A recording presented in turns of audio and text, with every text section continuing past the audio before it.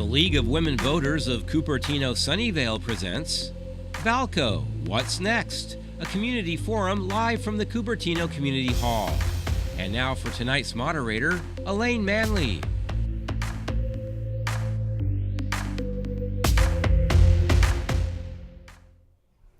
Welcome to our Vallco Forum. I'm Elaine Manley, and I'm the president of the League of Women Voters of Cupertino and Sunnyvale, and I will be one of the moderators this evening.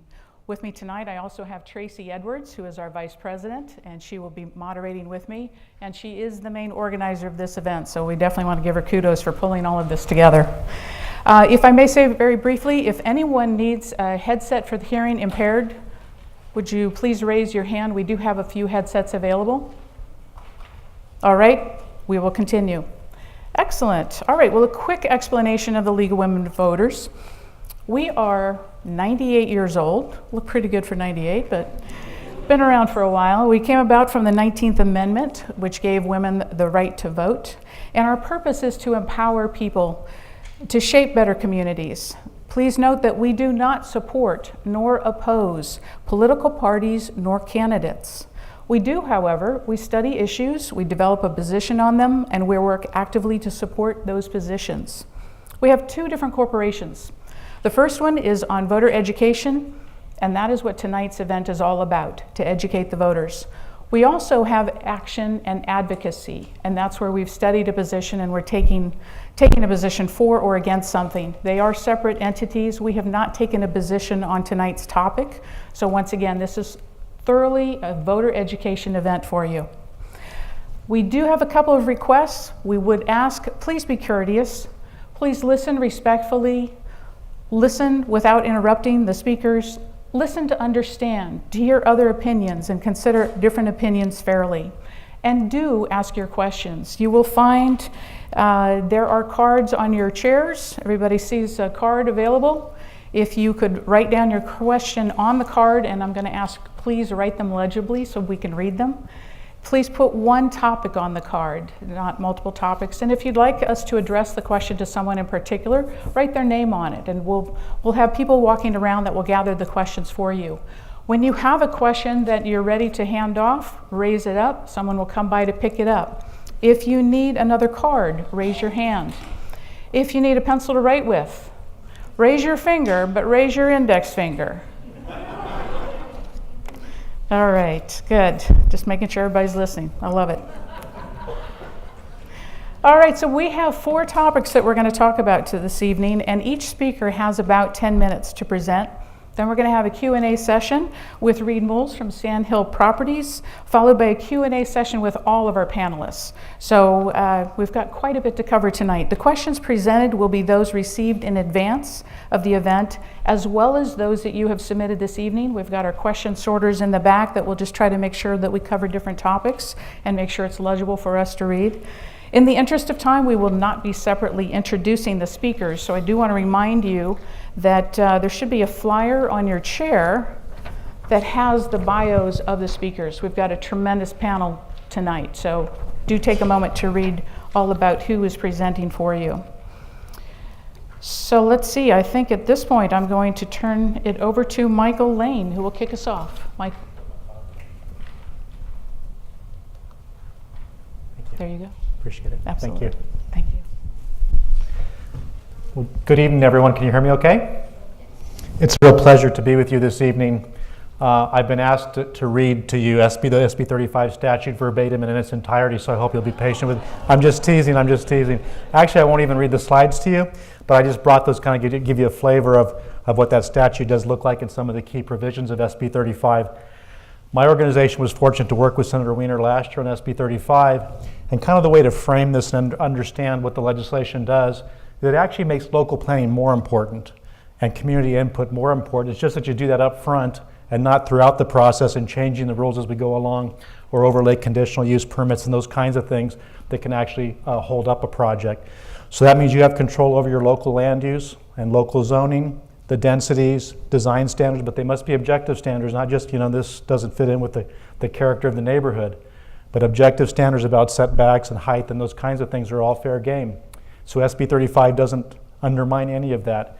It just says once we've decided what the zoning is and the density is, then we need to go ahead and follow that. So I just wanted to give you run through a few of the slides here just to give you some ideas about what the law actually says and how it should be implemented. So the context of last year when this bill was signed into law is it was part of a large housing package that Governor Brown signed, including 15 bills. SB 35 was key to that. You might remember the year before that, the governor had tried to introduce a buy right bill through as a budget trailer bill as part of the budget in 2016, and got a lot of blowback from that. There wasn't a lot of input from stakeholders, et cetera, just kind of thrown out there without a lot of process, and it was stopped in the legislature. And so Senator Wiener came back the next year, last year, in 2017, with SB 35 and went through a process working through issues with stakeholders, et cetera, to get to a place where it could be approved. Governor Brown insisted on SB 35 being part of that housing package, and he wasn't going to sign off on any affordable housing funding unless he also got streamlining, because from his perspective, it's all the above supply issue. And one of the delays that actually make housing cost more and don't allow us to actually meet the needs are challenges to projects, even when they're properly zoned, et cetera. And so he insisted on having streamline as part of that larger package, and that was actually what happened last year. So the way we determine whether streamlining applies is if a jurisdiction is actually permitting housing at various levels in the regional housing needs allocation, or what we call RHNA. And there are low income housing, but also moderate and above moderate are the categories that are measured. And some jurisdictions may be actually producing above moderate housing as planned for in the RHNA. Now those RHNA numbers are typically fairly low, and we can talk about reasons why that's the case. But even so, jurisdictions, particularly in Santa Clara County and Silicon Valley, are building above moderate for the most part, like Cupertino, San Jose. And so the streamlining for market rate housing doesn't even apply. And that's why we talk about it's really geared to affordable housing, and at least 50% affordable for that streamlining to be able to apply. What do we mean by ministerial versus a discretionary decision? Ministerial means that you followed all the rules, and so you get your project approved and you go get your building permits. Discretionary decisions are those that the Planning Commission and City Council literally have discretion over and can decide whether or not they want to approve the project or demand additional changes to projects, et cetera, particularly because the developer may be asking for some kind of variance or a change in zoning, that kind of thing. And those are discretionary decisions. They're not required by the Planning Commission or City Council to make those changes, but that's at their discretion due to the request of the developer coming in. So for this streamlining, as you can see here, the jurisdiction must complete design review within 90 days for smaller projects under SB 35, and for larger projects, 180 days. So it's really trying to streamline it and really expedite this process. We had talked about how we determine whether jurisdictions are actually having to streamline market rate, or if it's really focused on affordable, and particularly at least 50% of the units have to be affordable, and that's the case in most of the Bay Area. So the way this works is that it's actually halfway through the RHNA cycle where we determine where you are. The typical cycle is 8 years, so after 4 years, HCD will then make a determination, and they've actually got this information on their website now, and they've actually got maps which you can go and look at in terms of where the streamlining applies in which jurisdictions. So that's going to be continuing to be a good resource for us at the state level. As you can see here, the site must be substantially surrounded, 75%. This is really for infill. It'll also have to be near transit and meet all objective zoning and design review standards when the project is submitted. In terms of community benefits, we consider affordable housing to be a key community benefit, and also labor standards, and there are significant labor standards required as well to get the streamlining. That was one of the negotiations that the senator and the governor had made with the building trades in Sacramento. And prevailing wages apply to all, as it is a minimum, and particularly for affordable housing. But for market rate developments, there's also an additional skilled and trained workforce, which requires a state kind of certified apprenticeship program as part of that process to make sure that the union workers are allowed to have access to these jobs as well as a exchange for the streamlining. Reduced parking is part of this as well, particularly if it's within a half mile of transit, no parking minimums.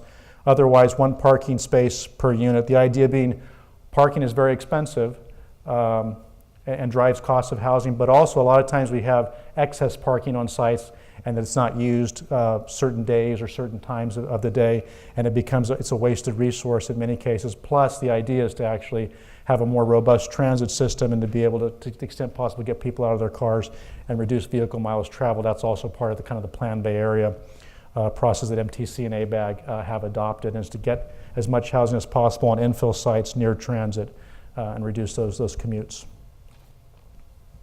There's also many exemptions where it doesn't apply. I won't go through all these now, but obviously sensitive areas and environmental protection plays a key role in this as well, and that some environmental groups actually were able to at least get to a neutral position on SB 35 because these types of amendments were taken to the bill. You can see other exemptions here as well.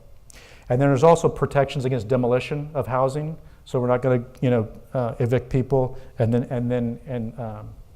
then build new market rate housing and use SB 35 streamline. So we want to have tenant protections in place, and demolition protections is a key piece of the legislation as well.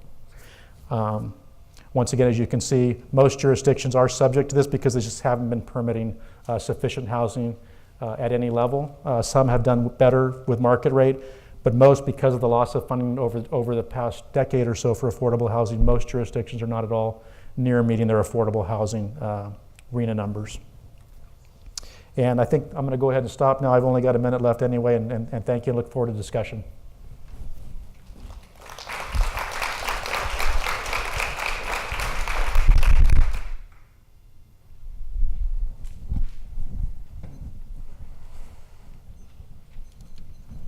Good evening. I appreciate very much the opportunity to talk about the most complicated subjects I can think of, school funding in California and enrollment projections. But I'm going to do my best to do it in 10 minutes, so we'll see how it goes. I think most of you have heard of the phrase LCFF, Local Control Funding Formula. That is the approach that is now used to fund all schools in California, or at least most schools in California. What it means is, for the very first time in many, many years, there's a base level of funding for every child, and then there are additional funds provided if we find that the child has specific needs, and that's really how funding ought to go. So if a student is homeless or English language learner or low socioeconomic, additional dollars come from the state. This has helped. You've heard a lot about the full funding of LCFF from Jerry Brown, but it has only brought the funding level for education in California from 49th in the nation to 41st. Not very much of a jump, but one we'll take. So let's be very specific, because you have two types of funding that are represented in this community and would be impacted by this development. The first is the local control funding formula that I just talked about. So the question is, do the local property taxes get you to that base level? In Cupertino Union School District, the answer to that would be no. The state does have to add money to the local property tax for Cupertino Union to get to the base level of LCFF. However, because the high school district has also Sunnyvale within its ranks, we are another kind of funding, which is about 100 districts in the state of California, not very many of us. We're called community funded. Some of you may know us as basic aid. And that says that the local property taxes actually exceed that base funding amount, the LCFF amount. And the rule is, if the local funding exceeds that amount, you get to keep it. So we aren't a lot more funded than LCFF, but it counts, and we're going to keep those dollars, and we're grateful for them. So how do you get these fundings to increase? I mean, can you ever get past these little amounts that were given by the state at that 41st in the nation level? Well, if you're a local control funding district, an LCFF, a Cupertino Union School District, one way to get more funding is to get more students, because you get dollars per kid. That's probably the way most of you have thought about school funding in the past, dollars per kid. And you can also get more funding if the state decides to increase that base level of funding. And sometimes they do. This year they've increased it. Last year they increased it. There's some hopes that there will be sort of COLAs, or increases on a regular basis to that base level of funding. And if you are, like we are, a community-funded district, ways to increase those funds that we get per child is to increase property tax values, which is happening all over here, and to have new developments. Because when you redevelop or have a new development, that does what the first one says, increase property taxes. For both of these kinds of school districts, you also can increase funding by passing local measures. And you, as people who live within this community, have done that for both these school districts. You have passed parcel taxes for Cupertino Union and parcel taxes for Fremont Union, and we're grateful for them, so thank you. So what would Vallco do to all this? That's really the question that we're asking here. Our estimates and those of our consultants tell us that probably a fully developed Vallco would raise our property taxes on an annual basis about $6.5 million. That's a lot of money. It means for us about a 6.5% pay raise for our teachers, which is not insignificant, and that would make a difference to us, certainly. In both cases, it would generate more students, and when you generate more students for FUHSD, that means more funding. It would, for both of us, generate some developer fees, which is always helpful to us when we're looking at one-time funding or the kinds of things that we use that money for, which is often capital outlay kinds of things. And it would probably create additional parcel tax funding because there would be some of the units that would be separate parcels and would create a little more parcel tax funding. That last bullet is wrong. I just want to tell you. I think it's my hopefulness that put that last bullet in there, and I'll tell you why in a minute. So let's talk about the second topic, what happens when we have a new development and what does it mean in terms of our enrollment. We use an enrollment projection consultant and have for a number of years because how many students that are coming to us matter a lot. How many classrooms should we build? How many teachers should we hire? What are we thinking in the future we're going to have as needs? And so both Cupertino Union and Sunnyvale Elementary in our district, and in fact most of the districts within Santa Clara County, use EPC. He's one of the best. Last year our forecasts were off by 11 students. That's 11 students out of about 11,000. Not very far off, 1/10 of 1%. So let's look at what his projections look like for the next 6 years. And I want to tell you that this graph looks very dramatic, but I didn't know how far away you'd be from the projection, so I wanted to be sure you saw it. So it does start at 10,000 students. It goes to 11,200, and it's in increments of 100 students. So you can see that we're projected in about 1920 to reach our peak at almost exactly 11,000. And then we're going to see a decline over time till 23-24 of back to about 10,000. So we're going to lose about 1,000 students in the projected future about the next 5 years. What's the main reason? Well, the main reason, if you're a high school district that you're losing enrollment, is because the K through 8 district is losing enrollment. So we get the kids after they do. So what's happening to Cupertino Union? In fact, from 2014 to 2017, they've lost over 1,000 students themselves.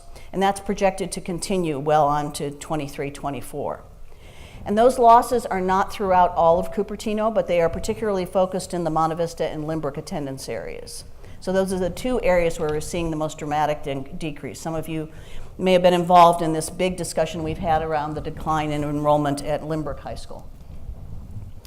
Okay, so let's dive into this a little bit, and I will tell you that this entire report, this is a page out of it, is on our website and can be easily found, not always easily understood, but let me try to talk about it in a minute. We use student generation rates to determine how many students are coming our way. So in Sunnyvale, and you'll see that at the top of this, you can see our student generation, and there's a lot of lingo up here, SFD, single family dwelling, or underneath that it says attached, ATT, going to Columbia Middle School or going to Sunnyvale Middle School. You'll see that on the far right, the generation rates are different. So if you're going to go to Sunnyvale Middle, the generation rate is about 3 kids out of 100 housing units. Okay, makes some sense? You'll notice the percentages before that are the K through 8 or TK through 8, and you'll notice that in below market rate and some of these others, it's quite high for the elementary, 0.35, 0.06, and so forth. In Cupertino, you'll see that the generation rate is significantly higher That's been typical of Cupertino versus Sunnyvale for a very long time. And you'll see the generation rate for elementary kids is about double what it is for us. And in part that's because they have 8 years and we have 4. But it's also because in the multiple family dwelling units, we see more elementary kids than we do high school kids. So you'll see that generation rate is quite different. Now, I'm not going to take much time on these next 2 slides, but I understand these are going to be posted somewhere for you to see. This gives you a chance to do a deep dive at each of these housing types to see what's happened since 2014. And you'll see the declines very significantly in single-family homes, but also attached homes. And we're seeing those 2 student generation rates as very similar as time has gone on. And here you're seeing the Cupertino Union ones, the previous was Sunnyvale, but you'll see that dramatic drop since 2014 in the number of students in single-family dwellings. So, what I will tell you is that both a Plan 35, SB 35 for Vallco, and a specific plan can yield some benefits for Cupertino Union and for us. It can certainly yield property tax dollars for us, and that's a big boost, and we would appreciate it. But if we were to go with more of a specific plan, more of a compromise, it could provide affordable housing for teachers. And I could talk for way longer than we have tonight about affordable housing for teachers and how important that is. For some of you that are aware, we're opening our adult and community education at Vallco due to their generous ability to give us some space there for the time being. And we hope to have a permanent home for our adult and community education. I know Cupertino Union's talked about, wouldn't it be great if we could have a place for the Cupertino Union School District office? They're paying enormous amounts of rent right now to have that in one of the local buildings. And if we did, remember I told you that last bullet was wrong? If we were able to get a compromise or a specific plan, we would get additional funding through schools, through property and parcel taxes, because each of those housing units could be considered a parcel.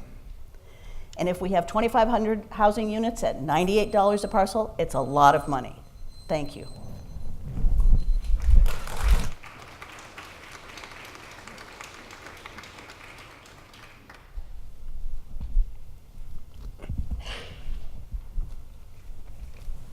Polly, that was impressive. That was a lot of really good information in a short amount of time. So I'm Dan Parolek from Opticos Design.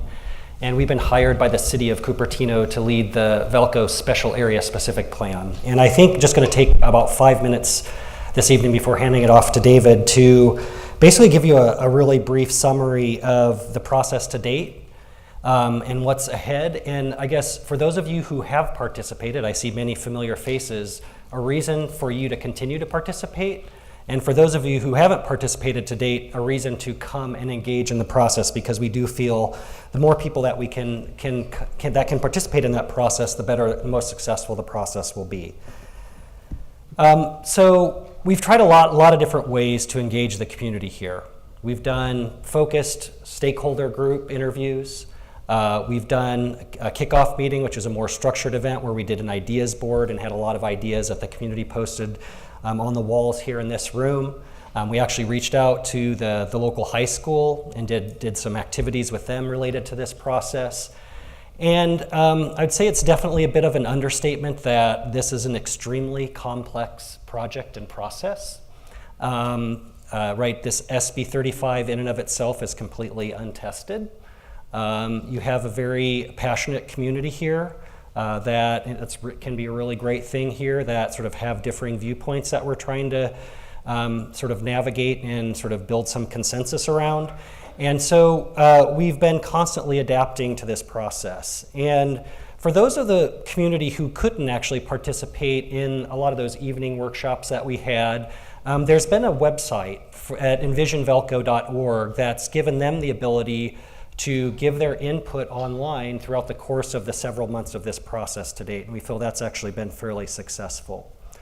So the culmination of the first several months of this public process was the multi-day design charrette process. Can I just get a show of hands from those of you in the audience who participated in the charrette process? Oh, fantastic. So we actually set up a studio for about 5 days with our economist, with our transportation consultant, and our design team, and worked with the community to basically test and refine a set of specific ideas as they applied to the site, that were our initial distillation of the many ideas that came through the public process, and this took place in April.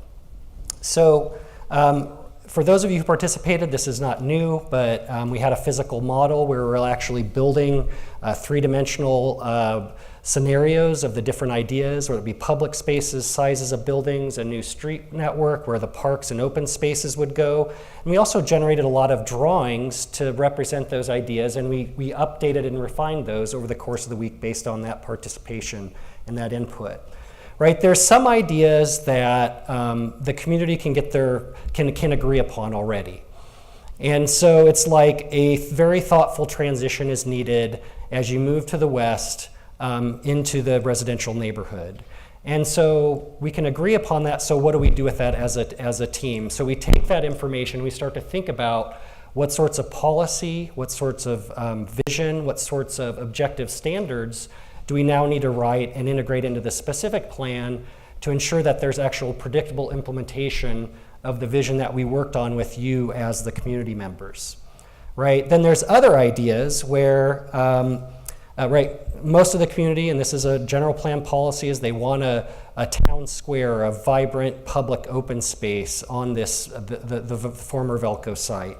And so then we start to ask questions, where should that plaza go?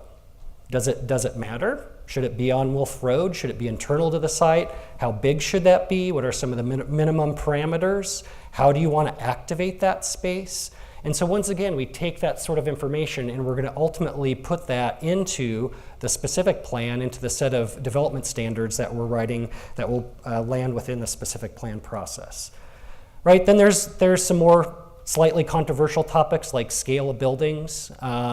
We just have talked a lot about the trade-offs, how big those buildings should be. How big are you willing to let buildings be as a trade-off for you getting more of the amenities that you might want in this project ultimately, whether it be sort of additional classroom space for adult education or some programs from the local schools, potentially sort of location for city hall programming. So we're having those conversations, and we introduce those in that charrette process.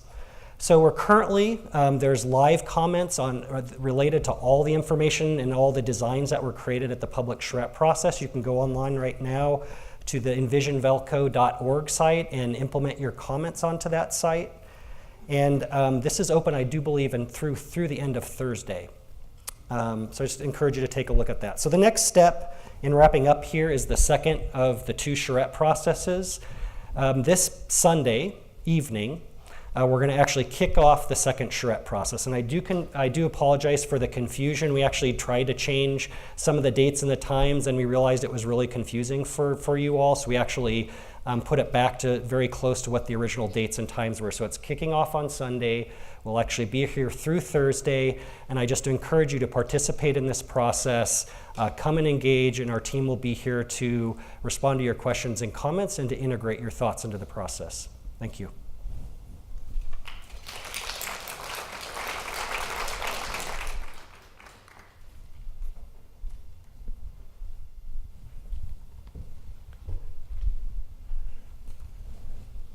Thank you. Women Leader Boves run a really tight ship here, so we're going to go pretty fast. So, by the way, do I hit this slide or do you take care of it? Which button? Oh. Oop. I'm burning up my time as we speak.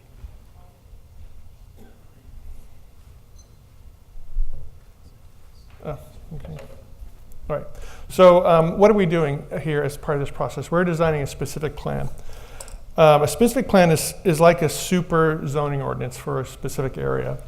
It defines the rules of development, rules of engagement, so to speak. It has lots of public input in the design and sets all the objective standards which a project that comes afterwards has to comply with.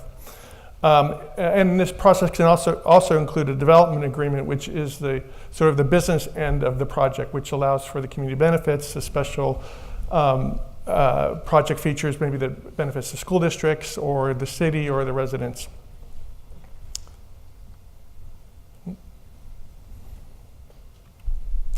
So what's SB 35? SB 35 is probably the opposite. It's a project. The city has virtually no discretion whether it approves it or not. If it's deemed to qualify for SB 35, it's entitled to streamlining. There's really no public input, and the city council has no discretion but to accept it. So where are we in the process? We've started this process about close to 2 months ago, and we are in late spring. And so we are approaching the second of the 2 charrettes that we're going to have. And once that process is over, City Council will have a workshop in where basically it gives direction on which of the options that Opticos has developed through this process it wants to proceed with. And then there'll be some further work that Opticos has to prepare the draft based on council direction, and that will come to the city this fall. Simultaneously, we're doing the secret review process, and we've been working for quite a while actually to prepare all the technical work that will go to inform the public. And we expect to have a draft ready probably in a week to 10 days, which we release to the public. There's about a 6-week comment period probably that we will provide, and then we will respond to the various comments that the public has and agencies have on the environmental document. Those 2 processes merge this fall so that when the City Council actually considers a specific plan alternative, the environmental review will cover that.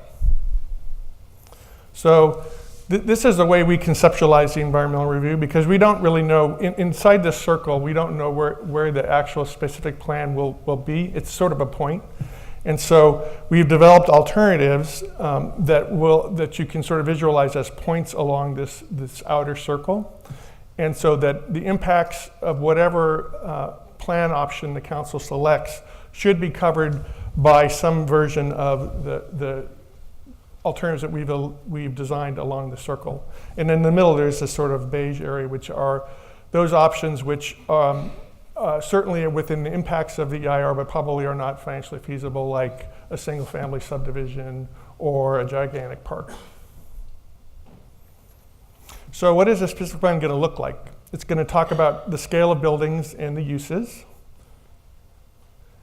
It'll go over the street layout and utility layouts.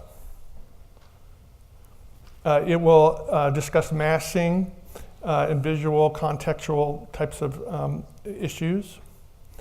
And then at the end of the day, it will look like something like this, which is this is the two-dimensional version of a specific plan that has both massing, it has building layout, it has open space, and it has circulation diagram. And this is a couple more. And so where do we go from here? So as Dan mentioned, the next charrette process starts next week. It'll be an open house very similar to where we were at the last charrette. The options will be refined at that process. We'll have an economic feasibility that's more refined than we did earlier, and then hopefully the draft EIR will be ready about the same time as the charrette occurs. So that, again, I think Dan showed you this before. This is how you stay connected. That's our website, which is envisionvallco.org. And feel free, and as this gets more refined, to really reinforce the process by giving us your comments. And so, thank you. And I do not know who's after me. Is it Reed?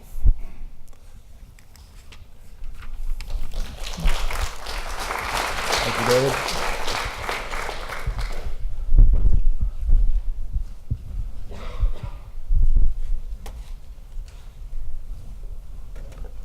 Hi there. A lot of familiar faces. It's great to see everyone. Thank you for coming out and supporting this event. My name is Reed Moulds, Managing Director of Sand Hill Property Company. Sand Hill has been an active developer in Cupertino for no less than 20 years. But I wanted to remind everyone of the last 5 or so years to frame where we are today. And in my opinion, that's on the cusp of revitalizing the failed Vallco Mall. In 2012, the City of Cupertino kicked off a multi-year general plan amendment and housing element update that would ultimately last nearly 3 years. At around the time this general plan amendment was completed, That was roughly late 2014. Sandhill had the unprecedented opportunity to acquire and assemble all 4 pieces of the Vallco shopping mall. You may remember shortly after that, we engaged in a robust community engagement and outreach effort that culminated in September 2015 with the unveiling of the Hills at Vallco project application, which was compliant with the city's new general plan vision for the site. Unfortunately, only a few months later, that traditional process was interrupted by the introduction of Better Cupertino's Measure C. We saw fit at the time to respond by repackaging the Hills into a countermeasure in 2016, and the subsequent November election, as we all remember, saw the failure of both of those measures. Last year, we spent some time considering what's next, watching the now nearly vacant mall continue to deteriorate, and learning about the ever-worsening housing crisis.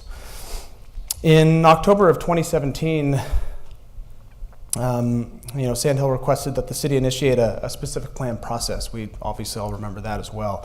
And the goal was to analyze a range of alternatives to the Hills plan that would increase the number of residential units and reduce the amount of office space. And the city, as we know, initiated that process at the end of 2017. I just wanted to say, though, that since reactivating this application, we've seen repeated efforts from some factions in Cupertino, as well as a couple of city council members to undermine the process. And what we took most seriously, just to share with this group our thought process, were the efforts by the current mayor and other council member to amend the general plan late last year. Also, the State of the City address earlier this year, which we felt was an attempt to influence that ongoing specific plan process. And of course, advertising by Better Cupertino to undertake fundraising for yet another initiative. And frankly, there's just simply too much at stake at this point to justify us continuing down the path of the specific plan without providing for an alternative. And as the state's and city housing and affordability crisis continue to worsen, as the mall continues to empty out, and as the risks of completing a community-driven process grew right before our eyes, Sandhill Property Company launched Vallco Town Center, an SB 35 compliant housing-focused project application. Well, we think the Vallco Town Center is a truly world-class design for a world-class city. And it features innovation, sustainability, and technology, informed by 4 years of community engagement to bring a real mixed-use, mixed-income downtown to Cupertino. Vallco Town Center includes 2,402 residential units, both for sale and for rent, serving a wide range of household types and lifestyles, 50% of which will be affordable to low and very low income levels. It also features 400,000 square feet of retail and entertainment uses, including space for state-of-the-art movie theaters, bowling alley, and ice rinks, which will restore Vallco as the vibrant retail scene it was 30 years ago. 1.81 million square feet of office space will also be included in the project, and that is there in order to make the project economically viable and for the city's long-term fiscal health. A rooftop park continues to be in the plan and will provide an unprecedented community park with accessible walking and jogging trails, turf playing fields, family picnic areas, orchards, and organic gardens, as well as children's play areas and a refuge for native species of plants and birds. And finally, I just want to say this is all part of a package of innovative gateway architecture and urban design features, including destination town center plazas, promenades, and car-free spaces, all which will give visitors an unforgettable sense of arrival and create a dynamic venue for community events and gatherings, making the Vallco Town Center the new social heart of Cupertino. Now, as for housing, I want to spend a little time talking about the housing component. The last time it was reported by the state, just last year, Cupertino's actual population growth was shown to be the slowest in Santa Clara County, 0.17% annually. Vallco Town Center is a mixed-use, mixed-income plan that offers a range of really unique housing options for, really, in our opinion, everybody, millennials, families, seniors. The project will result in a 10% increase in affordables housing stock and a 460% increase in Cupertino's below-market rate rental inventory. We also think by locating affordable housing here in the project, we're going to see a reduction in traffic from our original plan, as well as GHG emissions around the site in Cupertino by creating more housing close to our job centers. Now, in terms of retail, we have a 400,000 square foot project here, and that's a significant amount of retail. What you'll see as part of our plans is really the centerpiece, a central town center plaza and public gathering place that will act as a center point and be an identity for Cupertino as well as the greater Silicon Valley. There will be a cluster of dining experiences that surround that plaza that will serve as a regional draw. We'll have entertainment venues that provide experiences and venues distinct to Silicon Valley's edge culture, as well as new and improved community favorites like the state-of-the-art theater complex, the modernized bowling alley, and an NHL regulation ice facility. We'll have a pair of shopping streets that make a loop, fully integrating the ambiance of a promenade while accommodating new patterns of digital shopping. And we'll be able to provide essential services in our retail component that support the day-to-day needs of a diverse set of residents and workers. Finally, this will be an atmosphere that supports healthy living and blends Cupertino's agrarian heritage and charm with its dynamism as the capital of tech culture. The innovative foothills design of the 30-acre rooftop park provides walking and jogging trails, turf playing fields, family picnic areas, orchards, and organic gardens. A children's play area, as I mentioned, and a refuge for native species and plants and birds. The design also incorporates vital sustainability measures, including rainwater collection, treatment and recycling for on-site irrigation, not to mention the energy-efficient benefits of the green roof itself. The shape of the rolling hills, preservation of existing trees along Wolf Road, Stevens Creek, and Perimeter Road, and the planting of new ones will provide a privacy buffer to adjacent residential neighborhoods and an extraordinary, authentic public open space asset to Cupertino and the community at large. The project's 1.8 million square foot office component is a key element of the success of the project itself. Not only does the office component help us to justify the unprecedented private investment into building 1,201 affordable homes for low and very low income levels, but it provides essential footfall to the Vallco Town Center retail component. It drives the long-term fiscal health and economic prosperity of the city and its schools, and it accommodates the growth needs of Cupertino's companies, as well as the ability to recruit new important presences to the city, including possibly medical uses. Vallco Town Center advances SB 35's goal of delivering affordable housing while retaining the major design aspects, innovative features, and community benefits of the previous Hills at Vallco application. Over the past few weeks, we've received great feedback from the community about this project application. As we continue through this project's review process, I wanted to let everyone know this application is real. We are preparing to build this project as soon as we get the necessary approvals. While SB 35 requires our Vallco Town Center application to be processed and approved pursuant to statutory timelines set forth in the legislation, we, however, also made it very clear that we do not intend for this application to stop the ongoing city-led planning process. Assuming the current specific plan process were to continue in a timely fashion, result in another viable option that would not only achieve our goals and the goals of those advocating for housing and equity, but that would serve the best interests of the community and the city as well. I think it would be in the spirit of the housing legislation to do this. For this reason, we have stayed engaged in support of the specific plan process and of that potential community-driven alternative and are rooting for its success. The intent of SB 35 is to alleviate these housing and affordability problems so the well-being of the state and its regions, including Cupertino, can be safeguarded. Vallco can and must be a substantial part of that solution, and I look forward to the dialogue we're going to have tonight.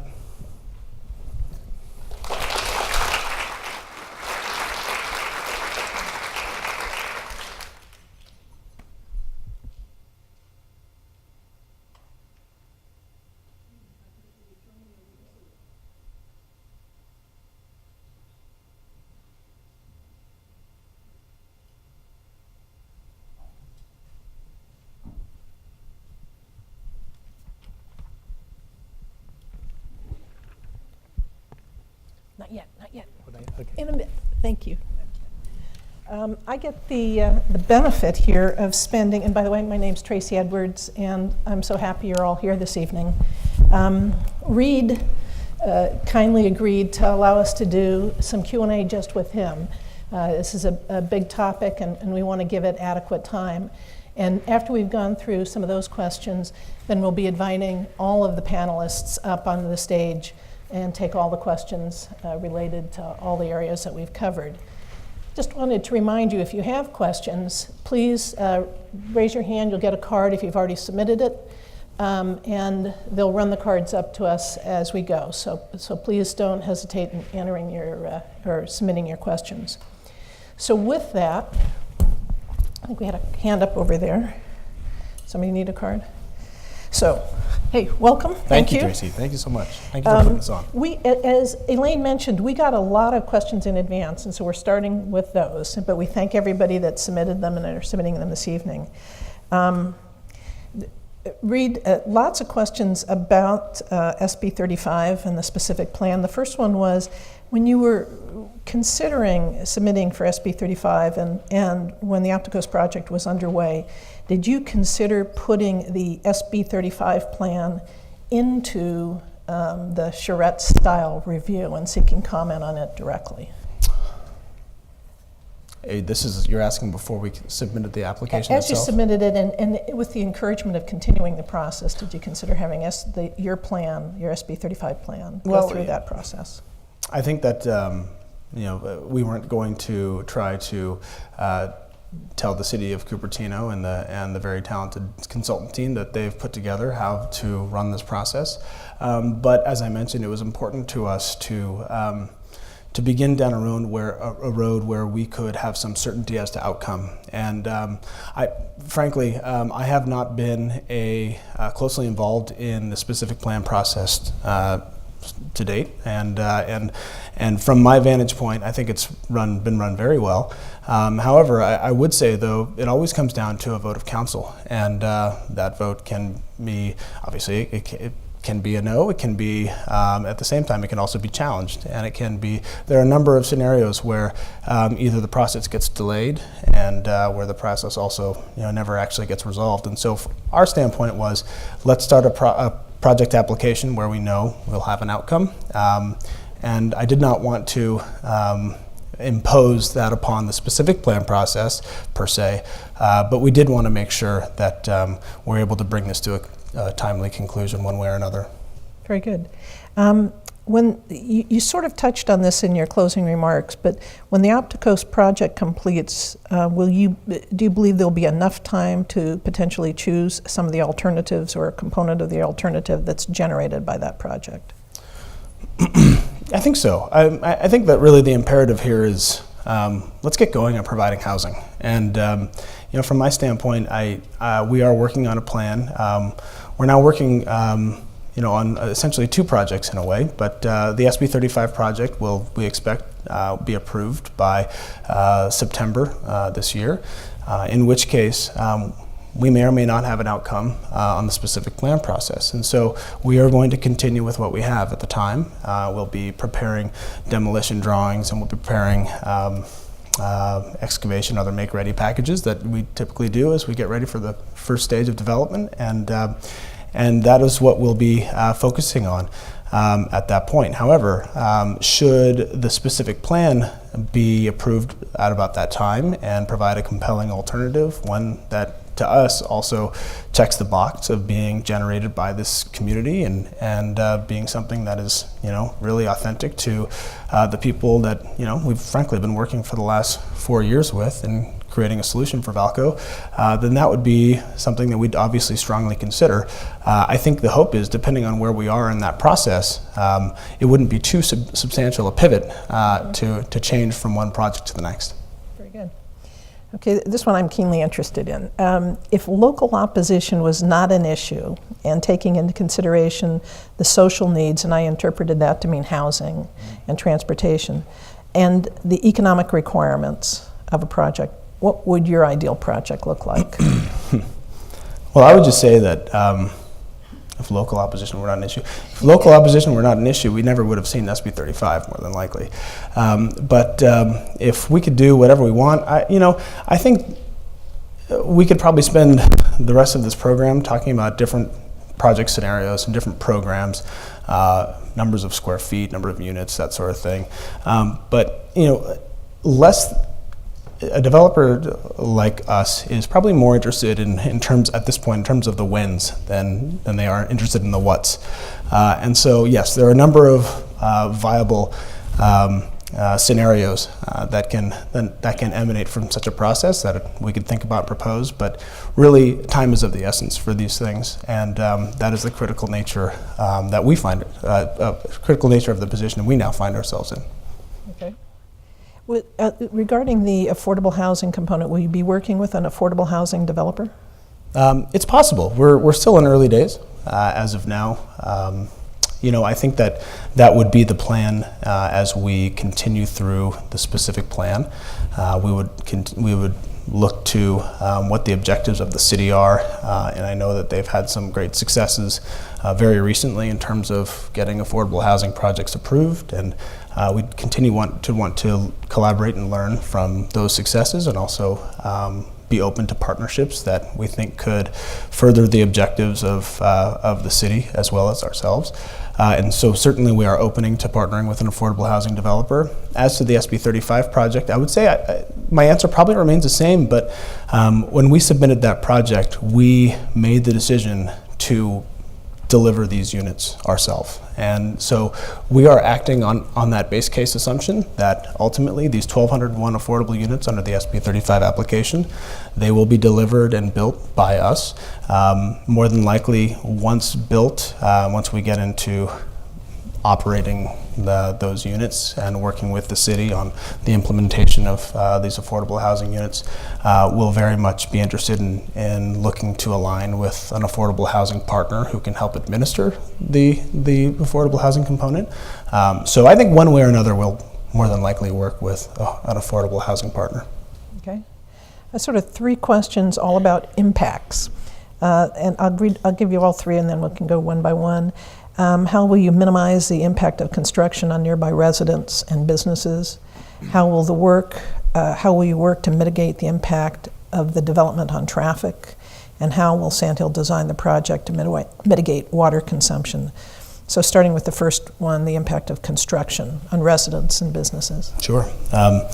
It's always been an important part of our planning for this site has been to make sure we fit comfortably and responsibly within the context of the neighborhood in which the mall is located. I mean, it is kind of interesting. It's a mall, plunked down in the middle of a diverse neighborhood.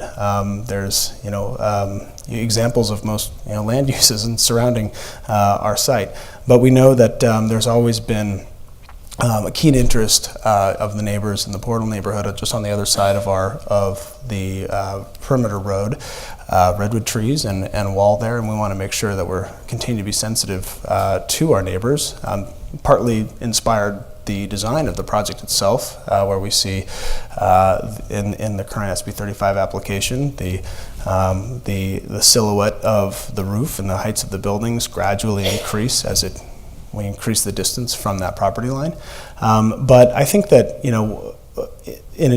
in terms of managing the construction impacts, the way that this project now works, it's more than likely a 6 to 8 year execution. 60 would be a long time. Yeah, 60 year, please. 6 to 8 year execution. And it could be longer, could be potentially shorter, but more than likely it will be about that long. And it's just harder to predict how the market will react to bringing the supply of residential units on that we're talking about, 2,400. So that is our best guess, and we did put a sequencing diagram in our plan set that gave an idea of how that would happen. But essentially we are going to phase it such that the impacts will be distributed over time, and they won't be in the middle of a 58-acre construction zone all at once. But we will be using the most obviously the cleanest fleet of trucks in terms of as we excavate the site and get ready for development. Tier 4 is contemplated at this point, and that is the idea is to minimize the impacts on the neighbors in the surrounding area. And then, of course, we'll just begin to, as we deliver the second and third phases, we're also going to have to be aware of our own residents on site as well. In terms of traffic impacts, I think that one thing that's changed from when we submitted our original Hills at Vallco application to where we are now is that the city has adopted a transportation impact mitigation policy that attempts to capture all of the potential development of the general plan, and one way or another make sure that all development under that plan pays its way in terms of transportation impacts. And so we fully expect to be subject to that the mitigation fees that are contemplated in that program, and so we're expecting to either provide improvement of the identified capital projects, or paying a fee in the amount of many tens of millions of dollars that will allow the city to perform the projects needed to offset any traffic impacts. And the last question. Oh, we went dead. You back? Yes, I am. The last question has to do with water, and we got pretty far in the first project, the Hills at Vallco, in terms of the amount of work that had been done on studying what the impacts could be, and thinking about mitigations. And we actually got to a point where we had been working with Cal Water, and Cal Water determined at the time that there was adequate water supply to accommodate that project. And we're essentially on the same, in terms of orders of magnitude, a similar scale of development with this application. And so we expect that Cal Water will make a similar determination in terms of the availability of water supply. And just to go the extra step, we are anticipating, as we did originally, that we will see recycled water in the near future in this area. And so we are going to be plumbing the site to accept recycled water as soon as it's available, running a dual plumb system throughout all of our residential units, as well as setting up the infrastructure to make sure that we can actually adopt the recycled water system into our project as soon as that's available to us. The next question came in right as the change in ownership at Macy's was announced in Sunnyvale. And so the question is, does Sandhill see itself as managing Vallco long-term, meaning is Sandhill committed to the community over the next 25 to 50 years? Sure.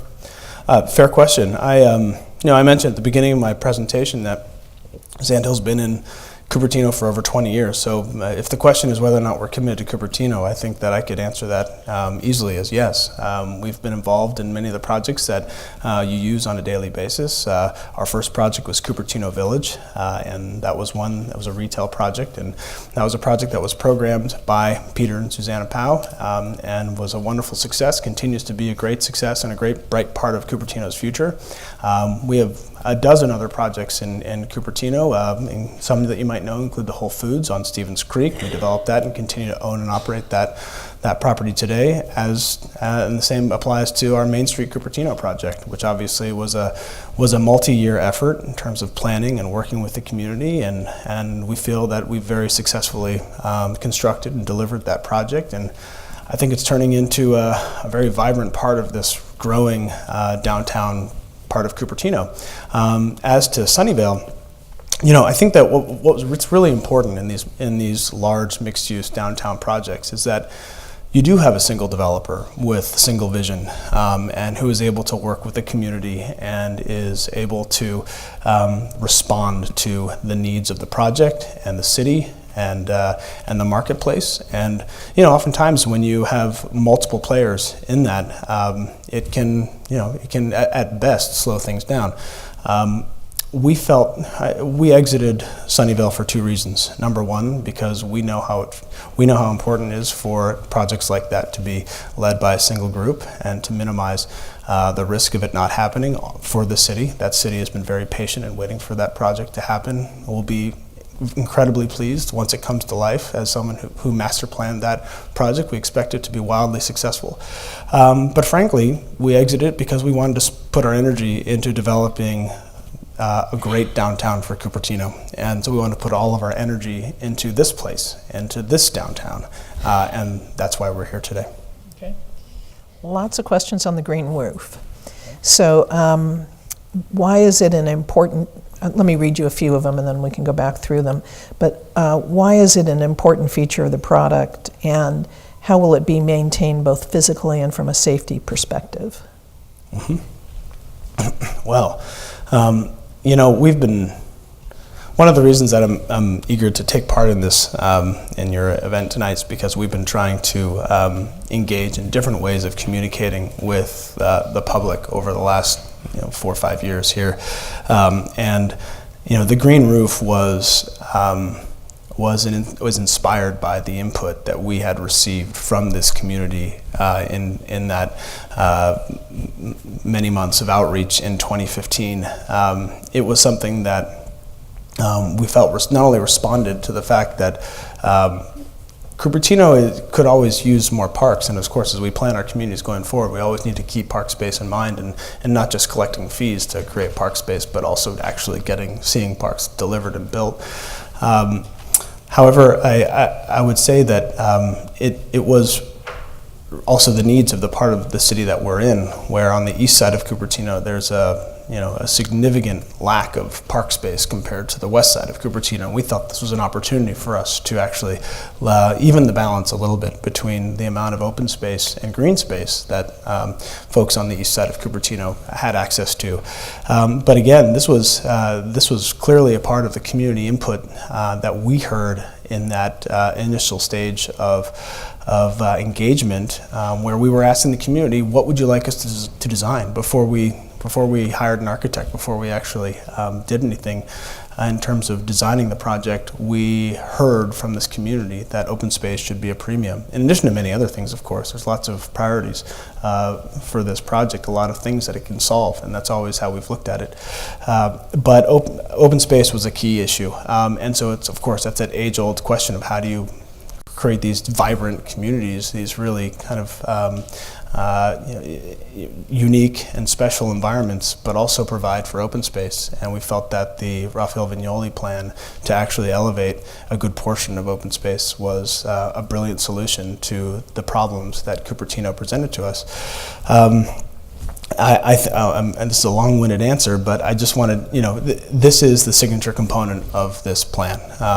The green roof itself, and it's not just something that we think will serve as a community amenity, but we think it'll serve as a draw for our retail components. It'll serve as an amenity for our office users. It'll serve as an amenity for our future residents, and we think this is something that will clearly be enjoyed by everyone who comes. And that's why this is not a private amenity. This is a public space that we will maintain at our own expense, and we will provide to this community in a similar manner that they have access to their other parks and preserves. And you'll provide the safety then? That came up a lot. Of course. So this park will serve not just as, open space, it'll also serve as a building in some instances. And of course, every time you have people in a public area, you need to make sure that they're safe and provided for. And so we've had obviously a number of discussions with Fire District as well as the City of Cupertino Building Department over the years, as this is not a new concept for us, about how we can actually provide for safety and safe spaces on the roof, and of course make sure that emergency vehicles can access the roof in the event that's needed.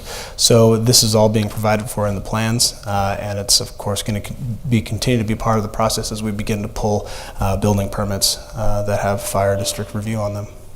There's sort of three questions that I would characterize as how do we ensure it will be financed? And one question was what happens in a recession, another was what happens in the event of change of ownership, and how is maintenance financed? But I would put those together as a bucket of how will it stay healthy as a green roof over time? Over time. Well, there's a financing question in there, as well as there's also the why would we be interested in making sure this green roof stays green? And I would just say that, as I mentioned, this isn't just supposed to be a public benefit. Of course, that was the original inspiration, but we'll make something out of it too in marketing the opportunity to our retail tenants, as well as to future residents. And this park, this rooftop park, this 30-acre green space is going to be used by really everybody. So it is certainly not in our interest to let it go fall into disrepair. That's not to say that there won't be some brown on every now and then. This is really meant to look like our foothills. This isn't supposed to be an artificial turf area. This is supposed to look like and feel like an authentic part of the Santa Clara Valley. And so it'll evolve with the seasons, but we're very much interested in making sure this is a first-class environment for the entire time that we own it, which we have no plans to change our status on the property anytime soon. So the questions keep coming. Sure. So, one question was, how does light get under the roof? Because there's activity. Light doesn't get under the roof. It actually pretty well blocks the light. But instead of thinking of this as a blanket that sits on top of a number of blocks and buildings, think of it as a series of individual blocks and buildings with individual green roofs on top. And then imagine those buildings actually connected by a bridge. And that's essentially what you have.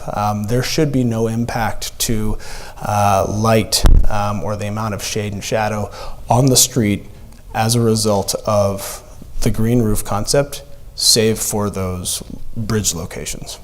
Okay. Now, I'm not going to suggest that maybe Polly submitted this question, but would you be willing to agree to parcelize the housing units at Vallco? And maybe for the audience, to parcelize it would mean rather than one big multi-unit complex being considered a parcel, each unit in that building would be considered a parcel. Well, considering that we have an application for a tentative subdivision map for condominium purposes right now for up to 2,500 condominium units for the residential, I don't think I'd be committing to anything by saying yes, but I would just say there's this SB 35 project, which we anticipate will have a for sale component, and we think that that's going to be something on the order of 500, maybe 600 units itself or more. This will be responsive to the market. We are, again, this is 2,402 housing units, half of which are affordable, as well as other uses that are involved. So it's really important to us to be able to have the flexibility to deliver those 2,400 units over time.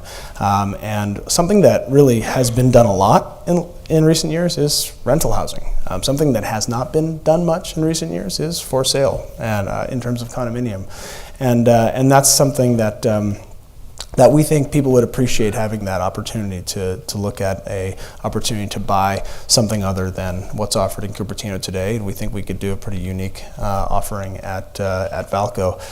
So I think the answer to the question is yes. Our intent is to pursue condominiumization of the market rate units in the project, and if that'll help the schools, then obviously that's going to be something that would be great, and we'd love to support.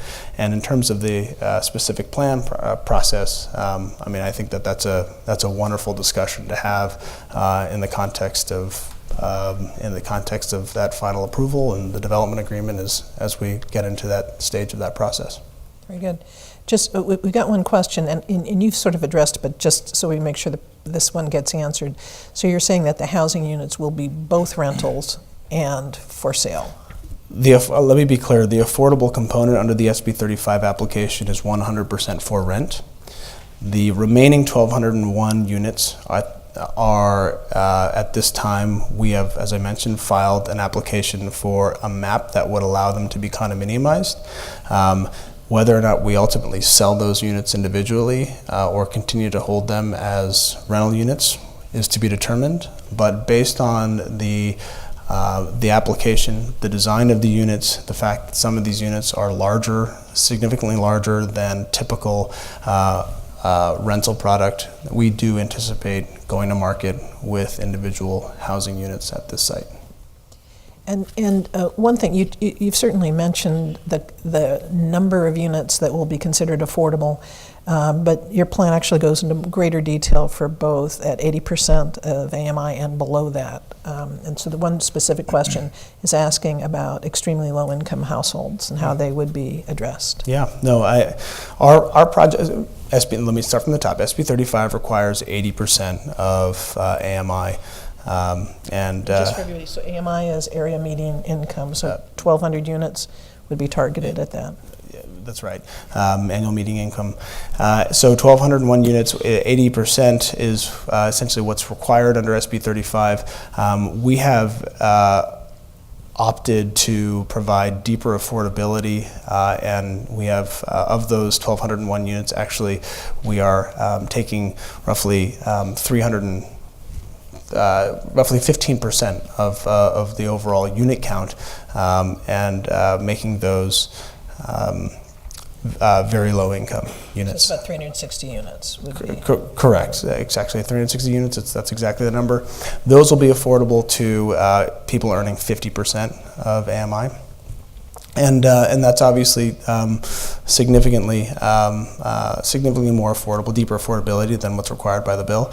In terms of the extremely low income, again, I think there's probably two ways to respond to that. It's a conversation that we ought to have in the context of the specific plan. If it's a priority to the residents of Cupertino and the City Council to call for a plan that supports that level of affordability, then of course we'd be open to helping to solve to that. But I would say if you're interested in seeing extremely low income taken up at maybe the state level, it's not something that not only that SB 35 deals with, but our local arenas don't even deal with extremely low income at this point, and so potentially look at having extremely low income addressed within arena itself might help actually creating those units. Very good. There's lots more questions. I'm going to ask you just one more, and then hopefully we will get to more of the questions for you in the next segment. But under the last question I have here for you right now is, under what circumstances would you be willing to go back to the specific plan? Well, I think that we're engaged in that process right now. I mean, obviously, we're not driving it. We're only writing the checks for it. And we could have pretty easily said we'd like a refund on that money. So I would say that, we're open to it today. I will never tell you that we are not intending to build the project that we have submitted right now. We are getting ready. We're going to ICSC next week to talk to tenants about the spaces in our SB 35 application. We're beginning the leasing process. As I mentioned, we're starting to commit time and funds to designing the construction and the actual build out of that project. And for a project this size, it's incredibly expensive to design this project, so we're committing significant resources to that. I would just say it's very important to Sandhill and to ownership here to do something that is well received by this community. It's been a guiding principle for us since we took this project on. That is why you see the green roof in the plan today. We could have very easily done away with the green roof. It would have been less expensive to do so. But we wanted to keep it in the plan because we wanted people, even though this was going to be a ministerial approval, we wanted people to understand that this was still a project of and by Cupertino. And so that's why it's in the plan today. That same sentiment applies to how open-minded we are to the specific plan process. We are rooting for it to go well. We think that a lot of benefit could come from a viable specific plan, but it's very important that I send the message that unless this is a specific plan that is a compelling alternative to the SB 35 project we have today, which in its own right is a viable project and one we're going to invest resources into, then it will not be something that we ultimately pursue. So let's work together on creating something. think that works. Very good. So again, I acknowledge that we did not get to everybody's question. We'll try to do it in this next segment. But everybody's going to join us now, and we're going to take a whole bunch more questions from all of you. So I'm going to slide over. Thank you, Reed.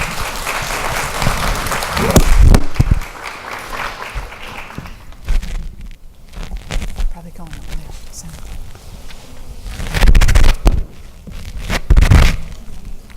So I'm on the end, if you can take it down, please. Or do you want me to sit on the end so I can see by Tracy, please? No, you need to go over there.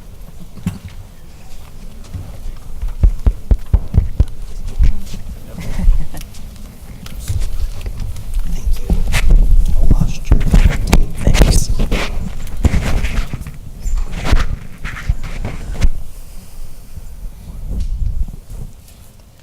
Okay, well, I'm up again. Excuse me while I get organized. Thank you. Okay. A lot of questions that really relate, and we got lots of them on sort of the number of jobs, the number of new residents.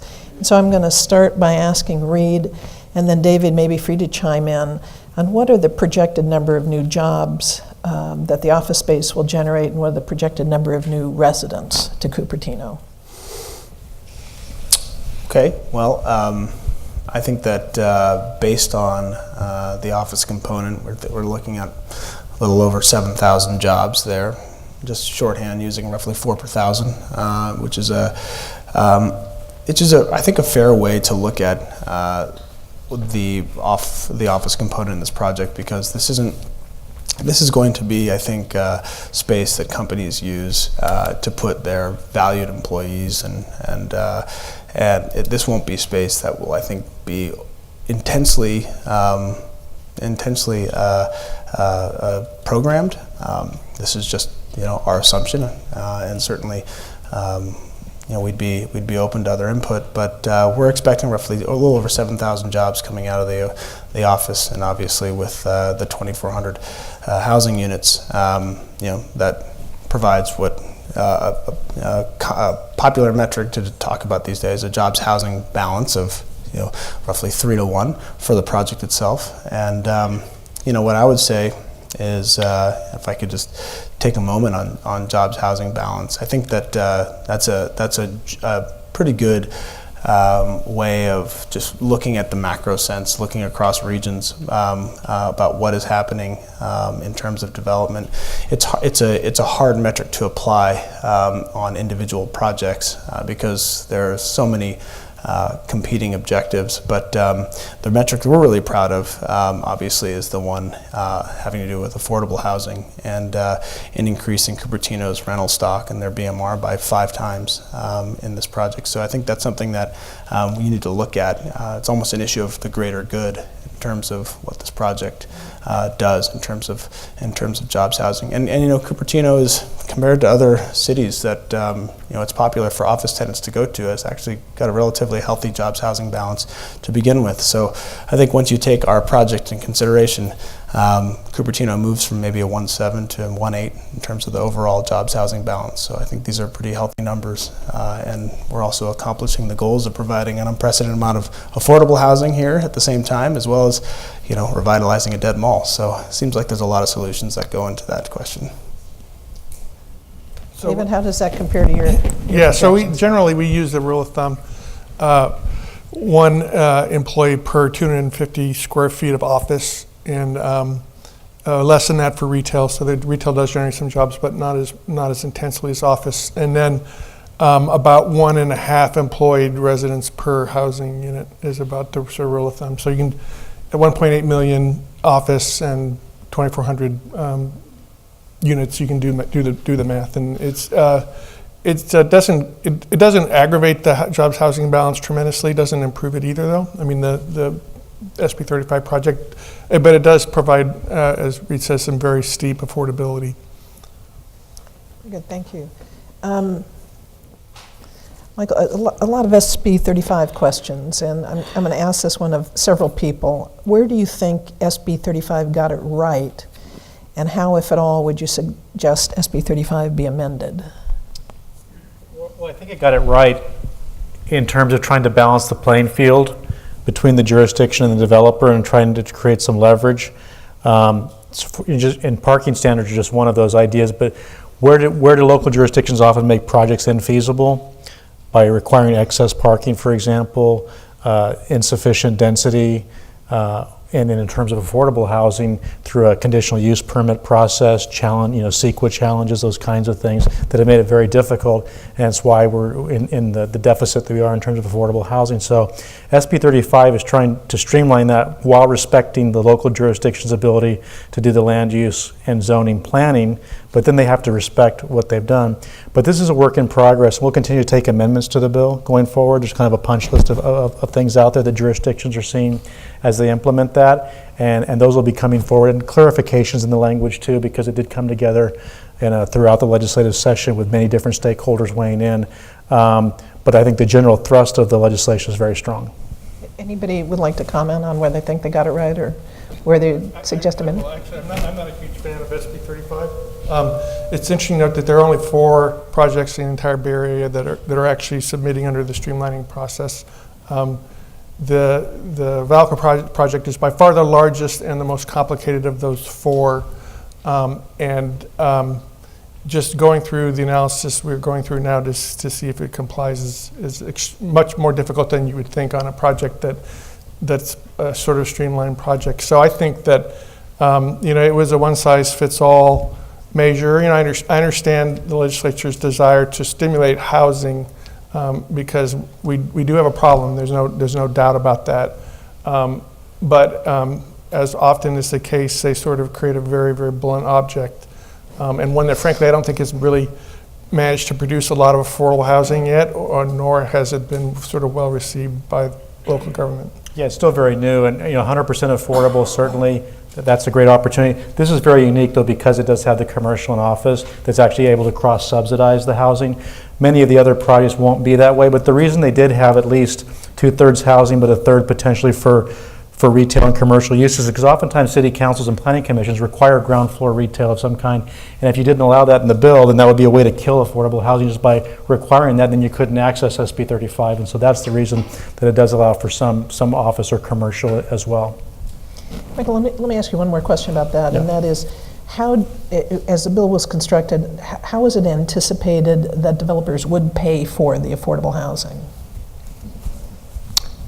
Well, so the idea of partnership with nonprofit affordable housing developers, but oftentimes our affordable developers also do their own standalone projects, and we have low-income housing tax credits at the federal and state level, and other subsidy sources both at the state level and locally, and that's the way we put together our capital stack and finance affordable housing. And now with the legislature's passage of a permanent source for affordable housing and a bond on the November ballot, we're going to have some financing that's in the pipeline now to really be able to move these developments and really move the needle in terms of production.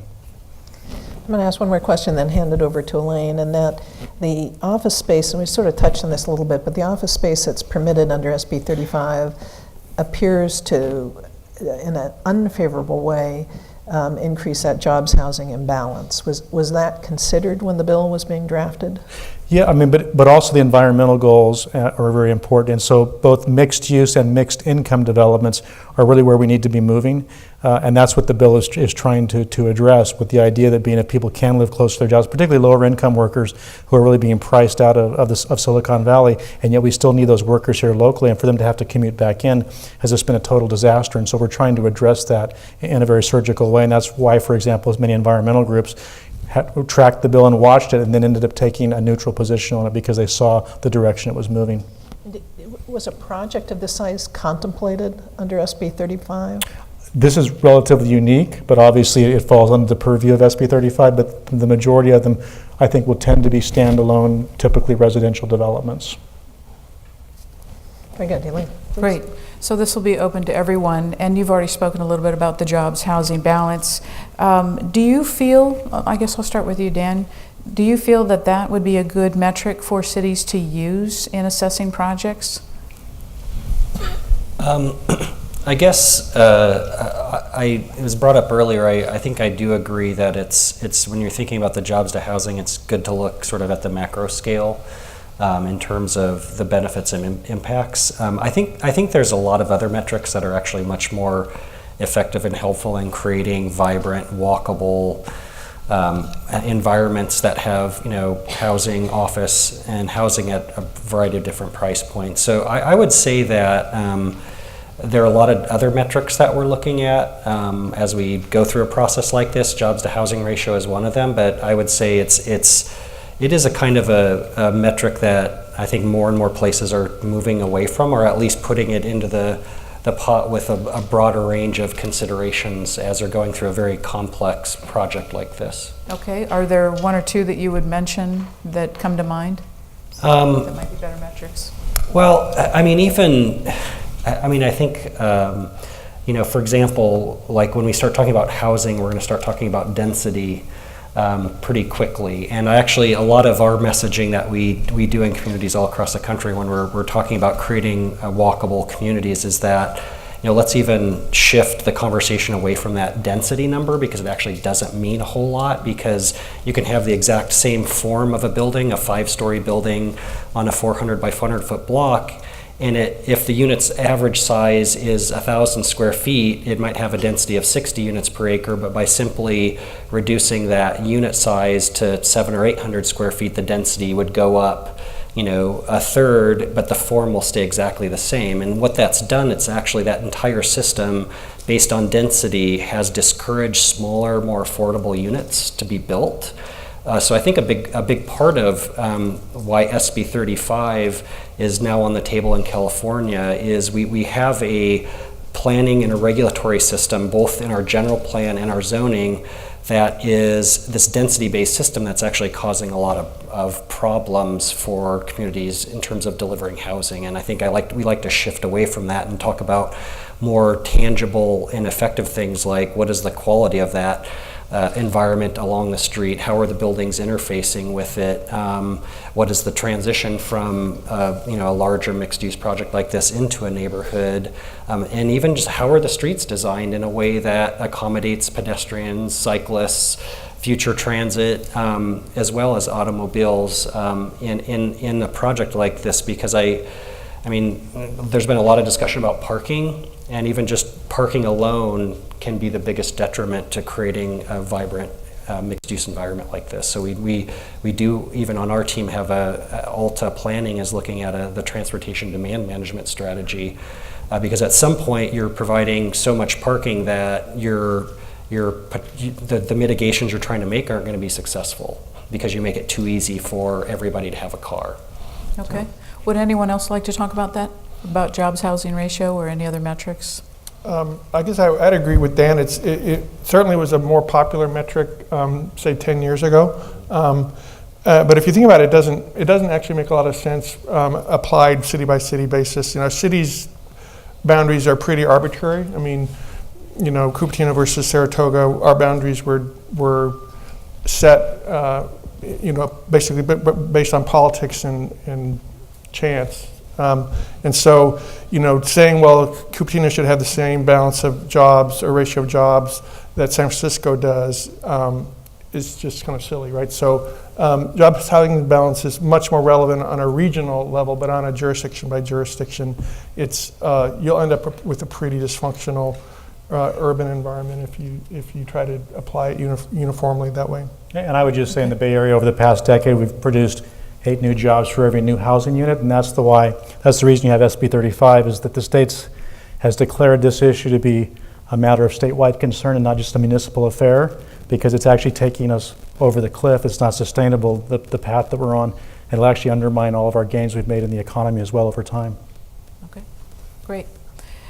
As far as, and this is open to everyone, as far as a balanced project, what would you feel would be a good balanced project?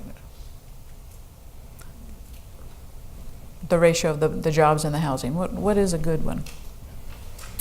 I wouldn't necessarily come up with an arbitrary ratio. I think the site needs to perform well, right? I think whatever the mix of uses that minimizes traffic, keeps as many trips on site, provides that level of vibrance to support a active retail area, provides a significant amount of affordable housing, that's what we're looking for. I don't think an arbitrary ratio is necessarily important. Good. Anyone else? It also presumes that your project contains housing in it. I think that's obviously something that we'd all like to do, but I'll just point out the current mall doesn't have any housing there today, and there was a time where there was people that were calling for that mall to stay as a mall itself. So my point ultimately is just that it's very difficult to legislate the market, and there may be communities that would seek more jobs. There may be communities that need to provide more housing.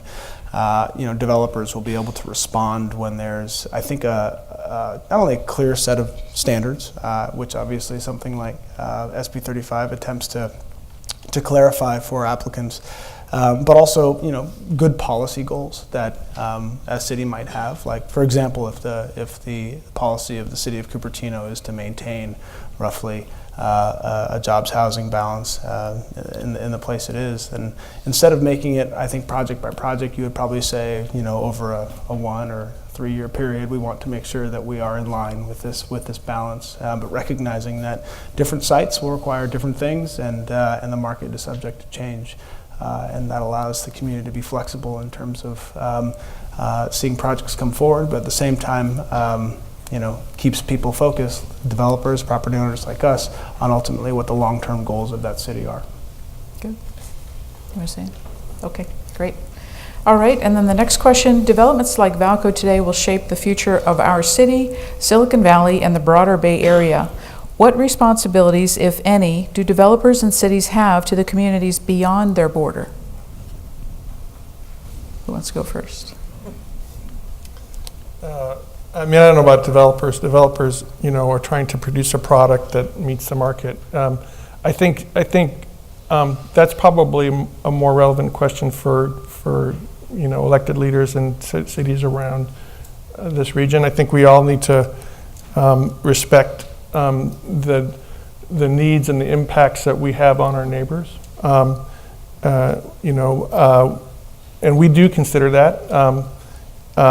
Sometimes our neighbors don't. Sometimes our neighbors have accused us of not doing it as well. But we certainly do measure our impact on our neighbors. The regions are competitive. We have our big neighbor to the east that would love to have many, many more jobs and maybe not as many housing units as compared to us. But we can't force the market. We can't force major employers to want to go to where our elected officials want them to be. So, we have to respond to what the market is pushing on us. But we also have to respect our neighbors, and I think we try to do that. Good. I would just say, from our part, speaking for Sand Hill Property Company, we're a local developer. I mean, we're not an international concern. We don't, move from one project in Miami to another in Portland, and to Denver, and then wind up in Cupertino. This is our market. This is where we work.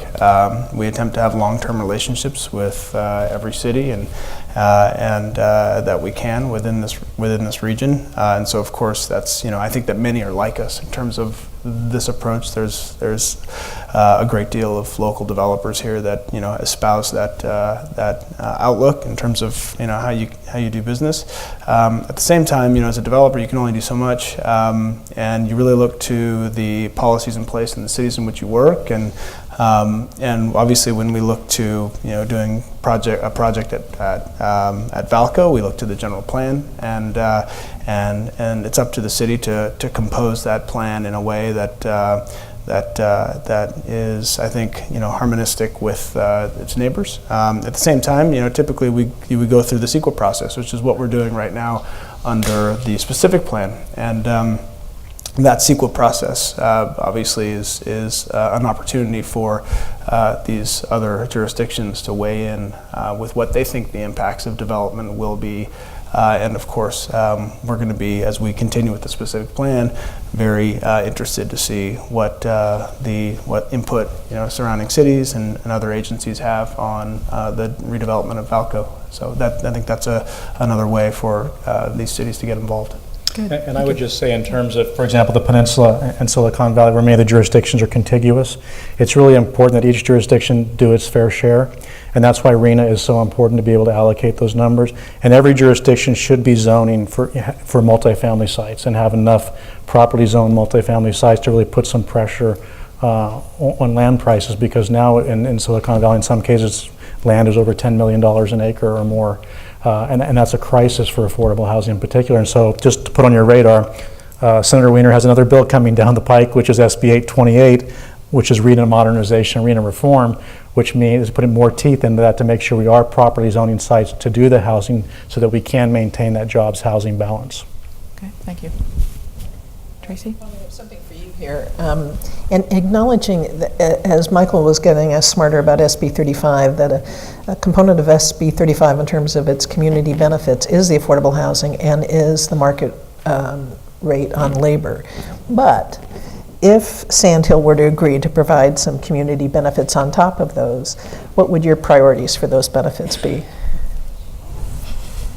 Wow. Well, I think I spoke last week about the crisis of both transportation and teacher housing that is very real. Right now, we are facing a crisis in being able to hire teachers. There's a shortage, not just here in California, but all across the nation, which means the people that have those credentials and are able to do those jobs can go almost anywhere and get a job.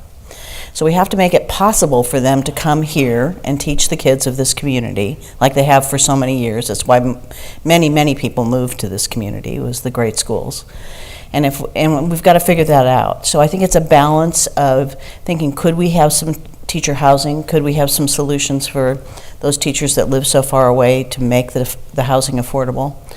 And then it's always that balance of also paying them enough so they can stay just even in the greater Bay Area. And so that, I think all three of those things are part of the discussion that we would want to have. Could we make it more possible for more teachers to live more locally? I think that would be great.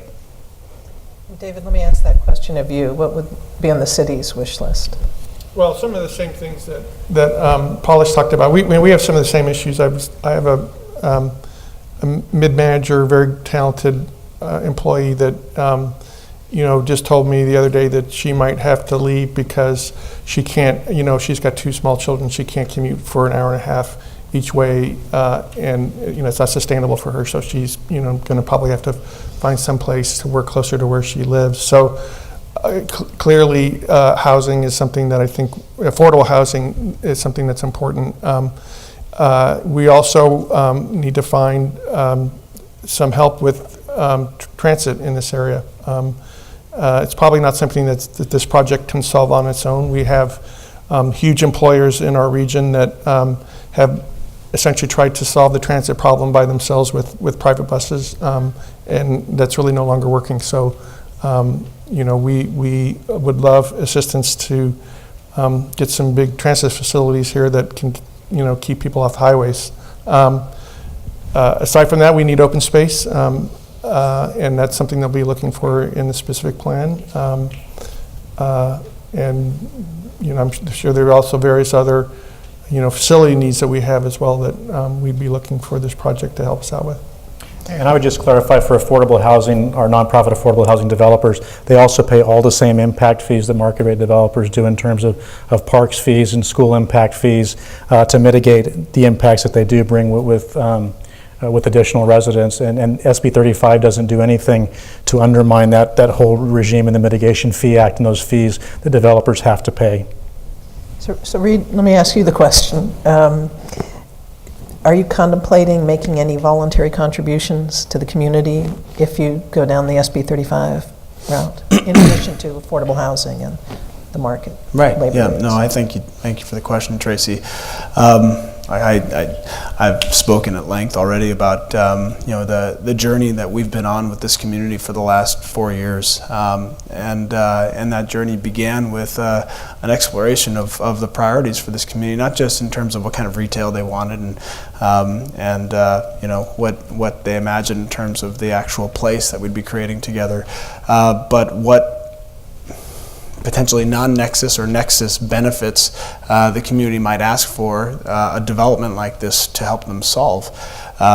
So we got into this property fully willing and of the intent to have that discussion and talk about priorities at the time of approval, and hope that the priorities that the community presents to us at the time are those that continue to be lasting priorities throughout the life of the project as we build it and operate it and enjoy it.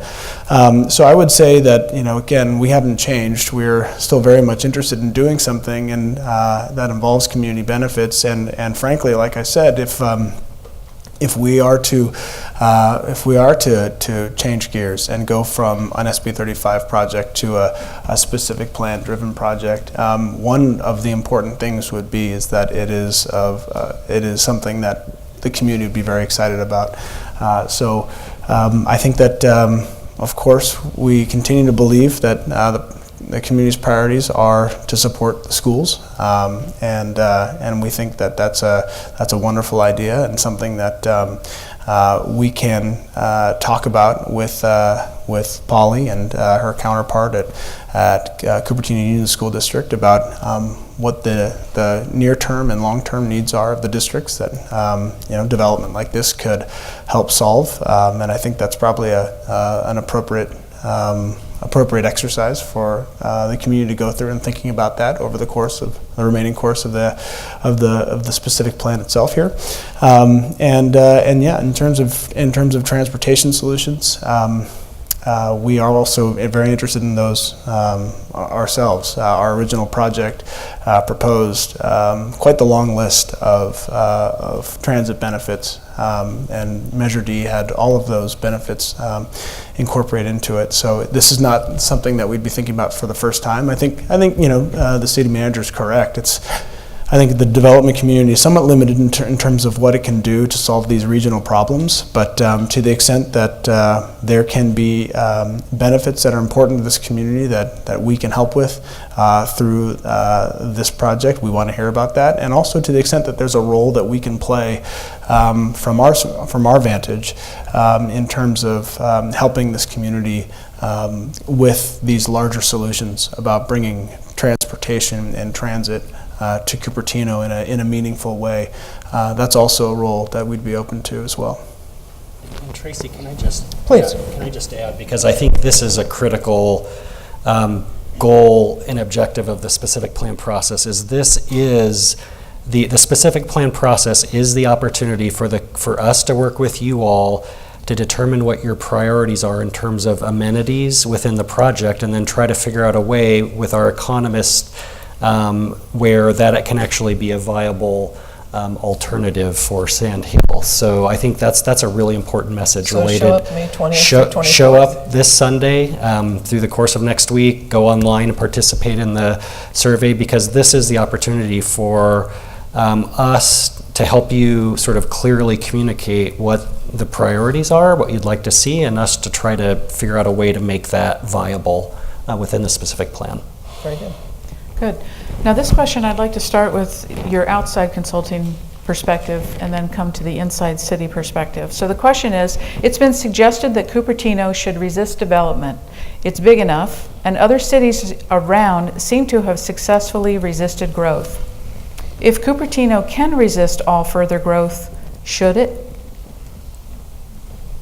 I mean, I think part of the story we often tell in a community when we're brought in to do, whether it be a downtown plan, a corridor plan, a neighborhood plan, is that all built environments evolve.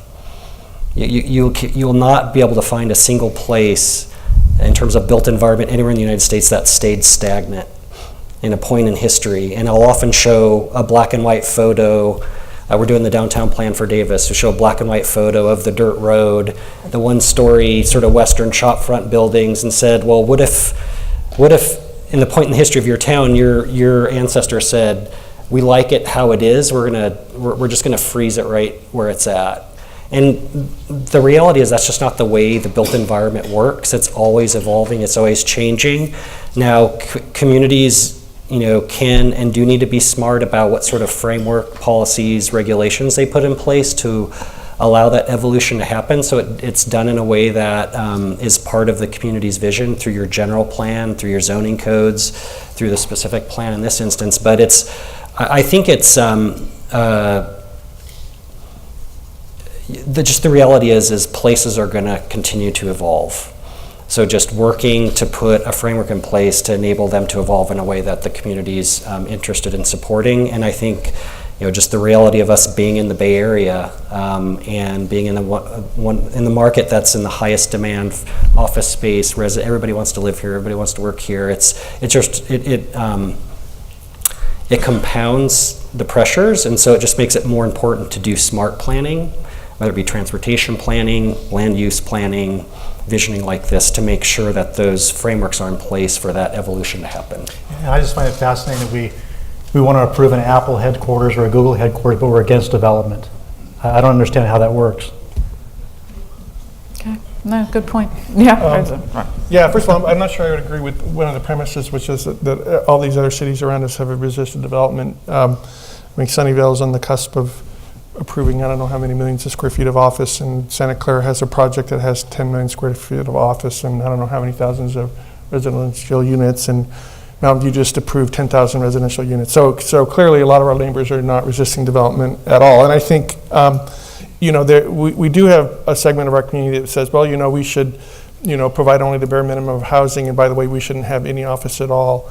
I think the question will be, we do live in a dynamic economy, and if you don't allow businesses to grow, some of them will move, and that might be the business you work for, and do you mind moving to Pittsburgh with your business? And I think most people in that position would say, no, let my neighbor who works for a different company, well, maybe they can go to Ohio or something, and I'll get to stay here. That's not the way the market works. So, you have to be willing to, if you're willing to take the position we don't want to grow, you may be the one, when the musical chair stops that doesn't have a chair. So if you're comfortable with that and you're at least intellectually honest and say, I may be the one to move, then that's at least a little bit more viable. But I don't think that many people would say that. So I think the job that we have is to be able to grow in a way that minimizes impacts and preserve as much as the community likes about itself as possible. But sort of the drawbridge approach, I don't think is viable, at least long term. Okay, thank you. We have lots more questions. So, it's okay, I'll do another one for Michael. You sort of touched on this before, but we got another question on it, so maybe a little more clarification. Why did SB 35 only require low and very low income housing and none for extremely low units? In a huge project like Vallco, wouldn't it be more possible to have the mix? Yeah, I think the reason is because it's for all housing, and 80% of AMI and below is particularly for market rate kind of inclusionary housing, and inclusionary tends to be not as deeply income targeted.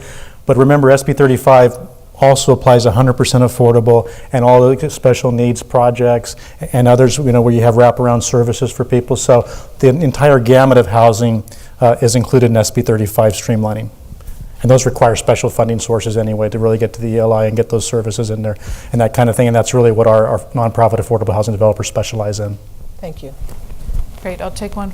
Polly, this one is for you. What number of students are you projecting will be added to our schools, if you know, with SB 35 versus the specific plan?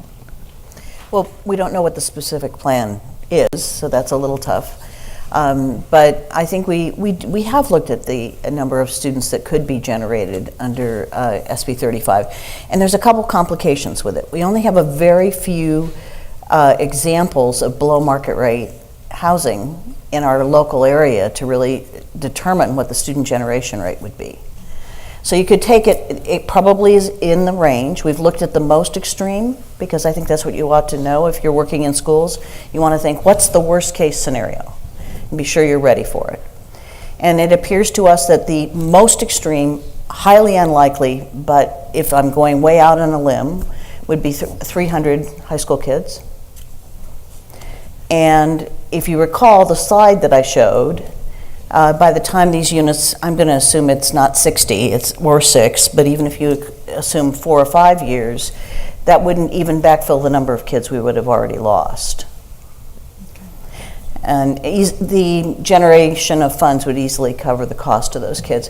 Now, there are people that would ask us, is that going to overcrowd any particular place? And I think that's where we have to look school by school at the size of the schools. And I would say the same, I've had the same conversation with Craig.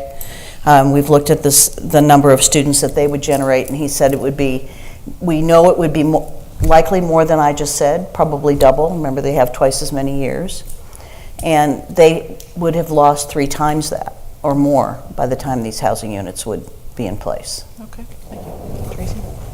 Read a couple for you. These are some of the specifics, and you touched on it in your presentation, but maybe a little bit more specific here. And I'll give you one question at a time. The first one is, what makes up the retail stores? And I think they're looking for the mix. And in that mix, maybe touch on the definition of retail. Does that include entertainment and restaurants and things like that? Sure. I'll just say to piggyback on what Polly was just addressing. I mean, in order for an SB 35 project to come about, it has to conform to the standards that are in place at the time. So it's very easy for a city or a school district to take a look at what planning standards apply and think about what those potential impacts could be. So my point is these are things that have all been studied before, more than likely. But it also serves to point out that developers can't come in and just make up a new set of rules to propose under SB 35 as well. I'll just say in answering your question of what our retail project will be, one of the rules that we're following is the requirement that no more than 30% of our retail can be for entertainment use. So that's one rule that we will be following. Now we've got some interested users from on the entertainment side, and we expect that will be something that we're able to achieve within the threshold of what we're allowed to do. With any luck, we'll be able to get this project approved and get AMC coming back. They've committed to return in the event that we're able to get an approval this year. Another reason why to us SB 35 was so critically important. AMC is an anchor in the truest sense of the word on this project, and not only will they bring customers and moviegoers, but they will bring other retail tenants, and they will serve as a draw for this project, and they will attract restaurants, and they'll attract traditional retailers who want to be a part of that energy that a movie theater use, especially one at the level in the class of AMC, can bring.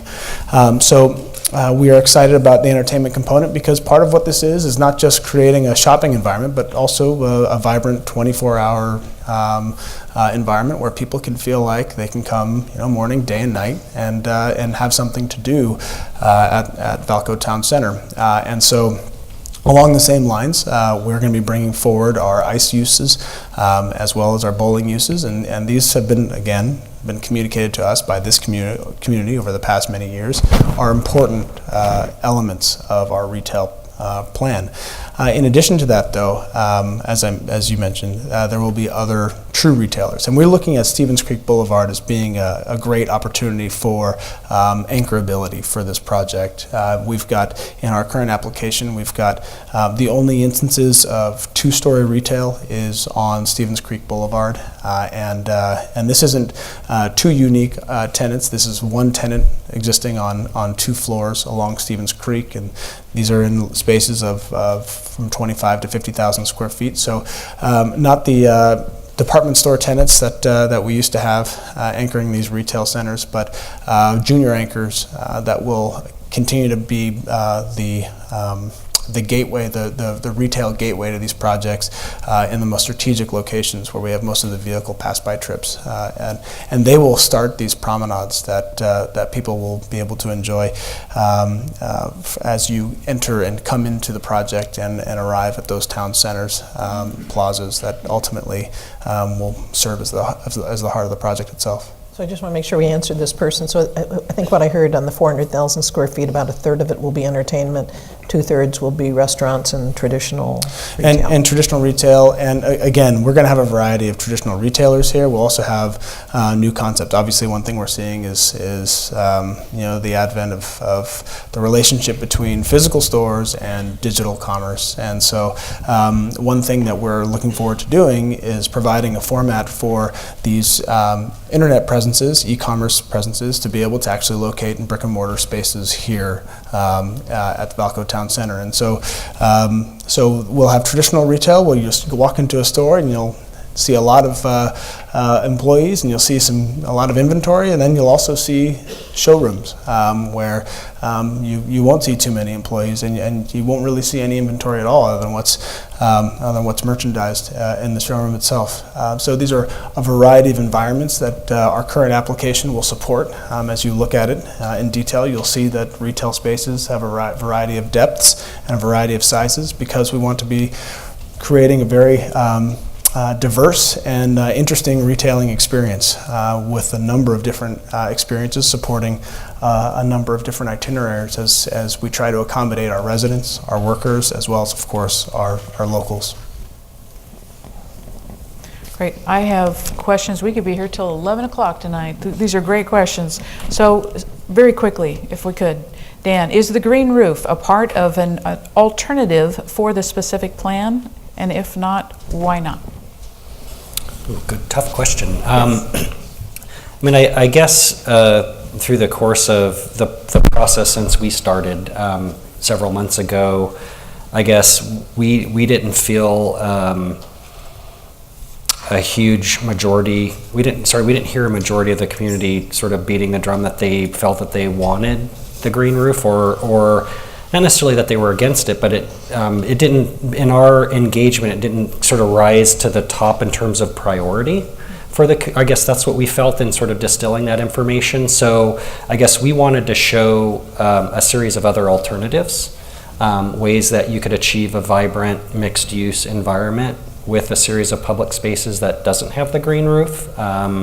So that's the primary reason. I said if we, in next week's process, heard a large group of the participants in the community saying this is a priority for us, it's not our decision to make. It's really the community's to make. So if the majority of the folks out there and watching on TV want that element, make sure they let us know that, because we didn't really get strong sentiment one way or the other. It was fairly neutral.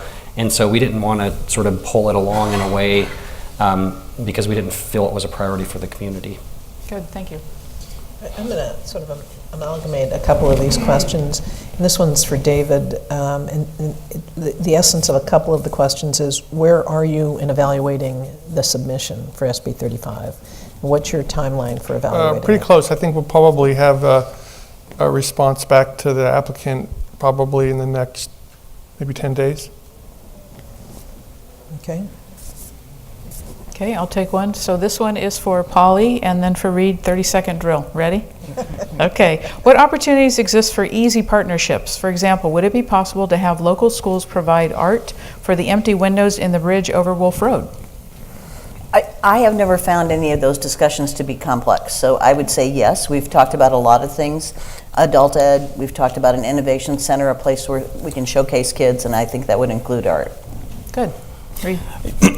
Well, I mean, I think that we've always looked at this site as supporting mixed use 2.0, and it's not just your basic retail, housing, and office. We want to do other things that make this a genuine community-based project. This is a town center. It needs to feel like the place in which it's located. So, yeah, we welcome those opportunities with open arms. We want to give this an authentic environment, vibe, and make sure that the fabric of this project is one that people in the community can recognize and identify with. So, this sort of partnership does that. Great. Tracy? I have one last one for you, Reed, and that is, where are the car-free areas in Vallco Town Center? The picture showed cars along the restaurants and by the AMC. Do you envision something like Stanford Shopping Center? Well, cars they're not terribly popular to us in this room.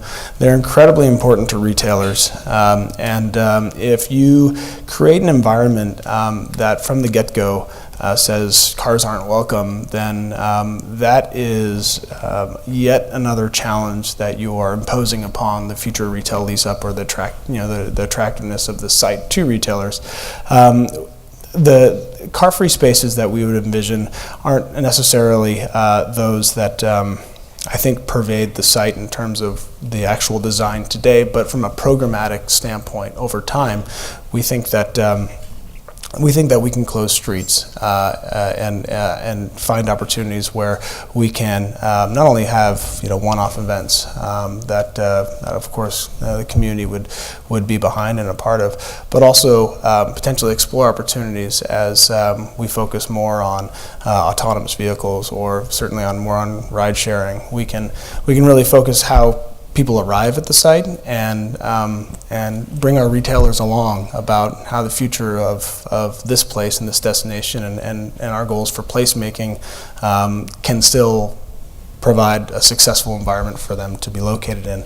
But obviously this is, in addition to just talking about retail and the fact that we have streets that ultimately one day can be closed off. At the end of the day, this is we're obviously very excited about the walkable and bikeable nature of this project, how we're going to connect back to the urban street grid, and it'll provide a number of ways that I think for people to get around and access the site and travel in between our project and Main Street and other areas of Cupertino that people may rather walk and bike to. Good. Unfortunately, we are running out of time at this point, so thank you so much for participating in this, but we want to give you about 30 seconds to just give us your final thoughts. What would you like us to walk out of the room with?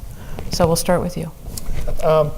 Be patient. Our goal is to end up with a project that is an improvement over what's there now, which frankly isn't that difficult considering it's a dead mall, but provides significant benefits, including affordable housing, including open space, including community uses that benefits the schools, that has that attractive downtown commercial, retail vibe to it. And that actually, can be built because it makes the developer enough money to actually attract investors. Thank you, Polly. Well, I would echo what you just said, and I would say that the schools really want to be partners in this. We have taken real pains to investigate all the concerns that we've heard from the community about overcrowding, about sort of ruining the schools because there wouldn't be adequate funding, because we really do think this is a viable, wonderful opportunity in the making for this community to come together and do something together in that mall that, as you said, is not the way we want it to be forever. So I'm excited to have schools even part of the conversation, and I think that's the way it should be in the future. So I think this has the potential to be a real model. Very good. Reed. Agreed. I just want to say, first of all, Sandhill's door is always open. We're local. We have, an office here in Cupertino, where obviously you can find us at Main Street.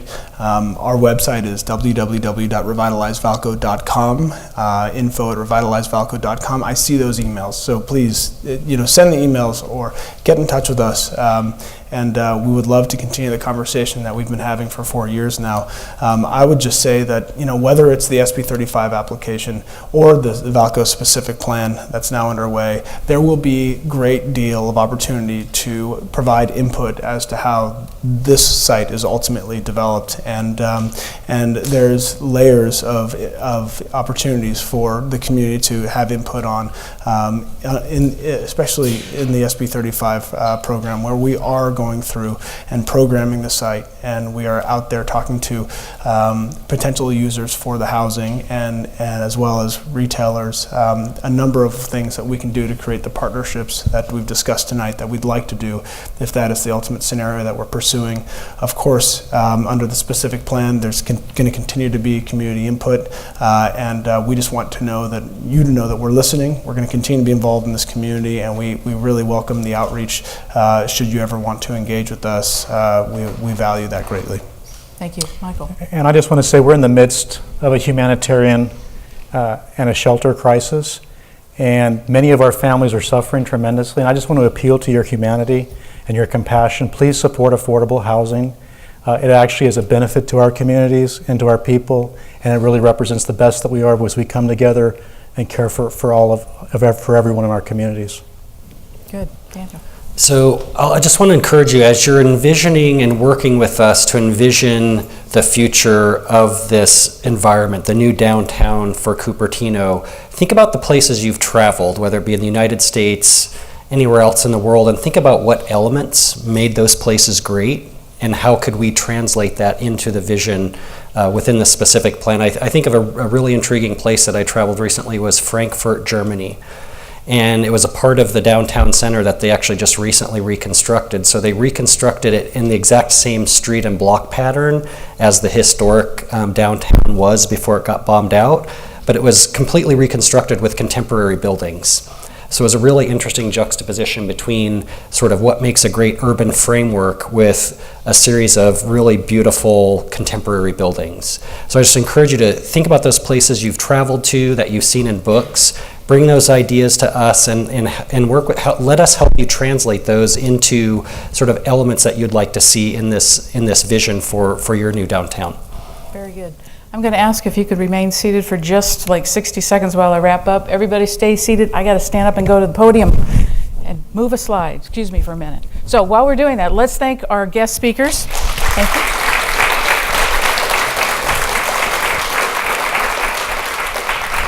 Fabulous, thank you. And I just want to let you guys know, all of these slides are going to be available at this really long URL, but you can keep it simple. Remember LWVCS, League of Women Voters, Cupertino-Sunnyvale.org. Click on the calendar, and it's right here on today's event. So Bruce, our head webmaster, is here. It's on the website? Okay, so look at you scroll to the bottom, it'll say view past events, but it will be on our website, so check that out if you would. Very quickly, we do have another event on Wednesday night, 2 more nights from now, 7 p.m., same location. You could even have the same seat if you'd really like to. We're gonna have the Sheriff's Forum for about an hour. Highly recommend you come to that. And then the hour at 8 o'clock, we're gonna go over the ballot measures. Bring your ballot with you. We're gonna answer as many questions as we can. Try to make it simple so you know what the heck you're voting about. And you can see, we're into a lot of letters. I'm looking at this going, submit your questions via email too. It's on the screen. I don't want to read it all to you, but you can also go to lwvcs.org, click on contact us and send us the question. We'll forward it for you. So a reminder, democracy is something that you have to participate in. So please remember to get informed and vote. And a brief message, this is Affordable Housing Week this week. There's all kinds of activities. If you take a look at SV at Home, you'll find all the activities for the week. And ready? Thank you for coming. That's a wrap. Now you can get up. Thank you so much.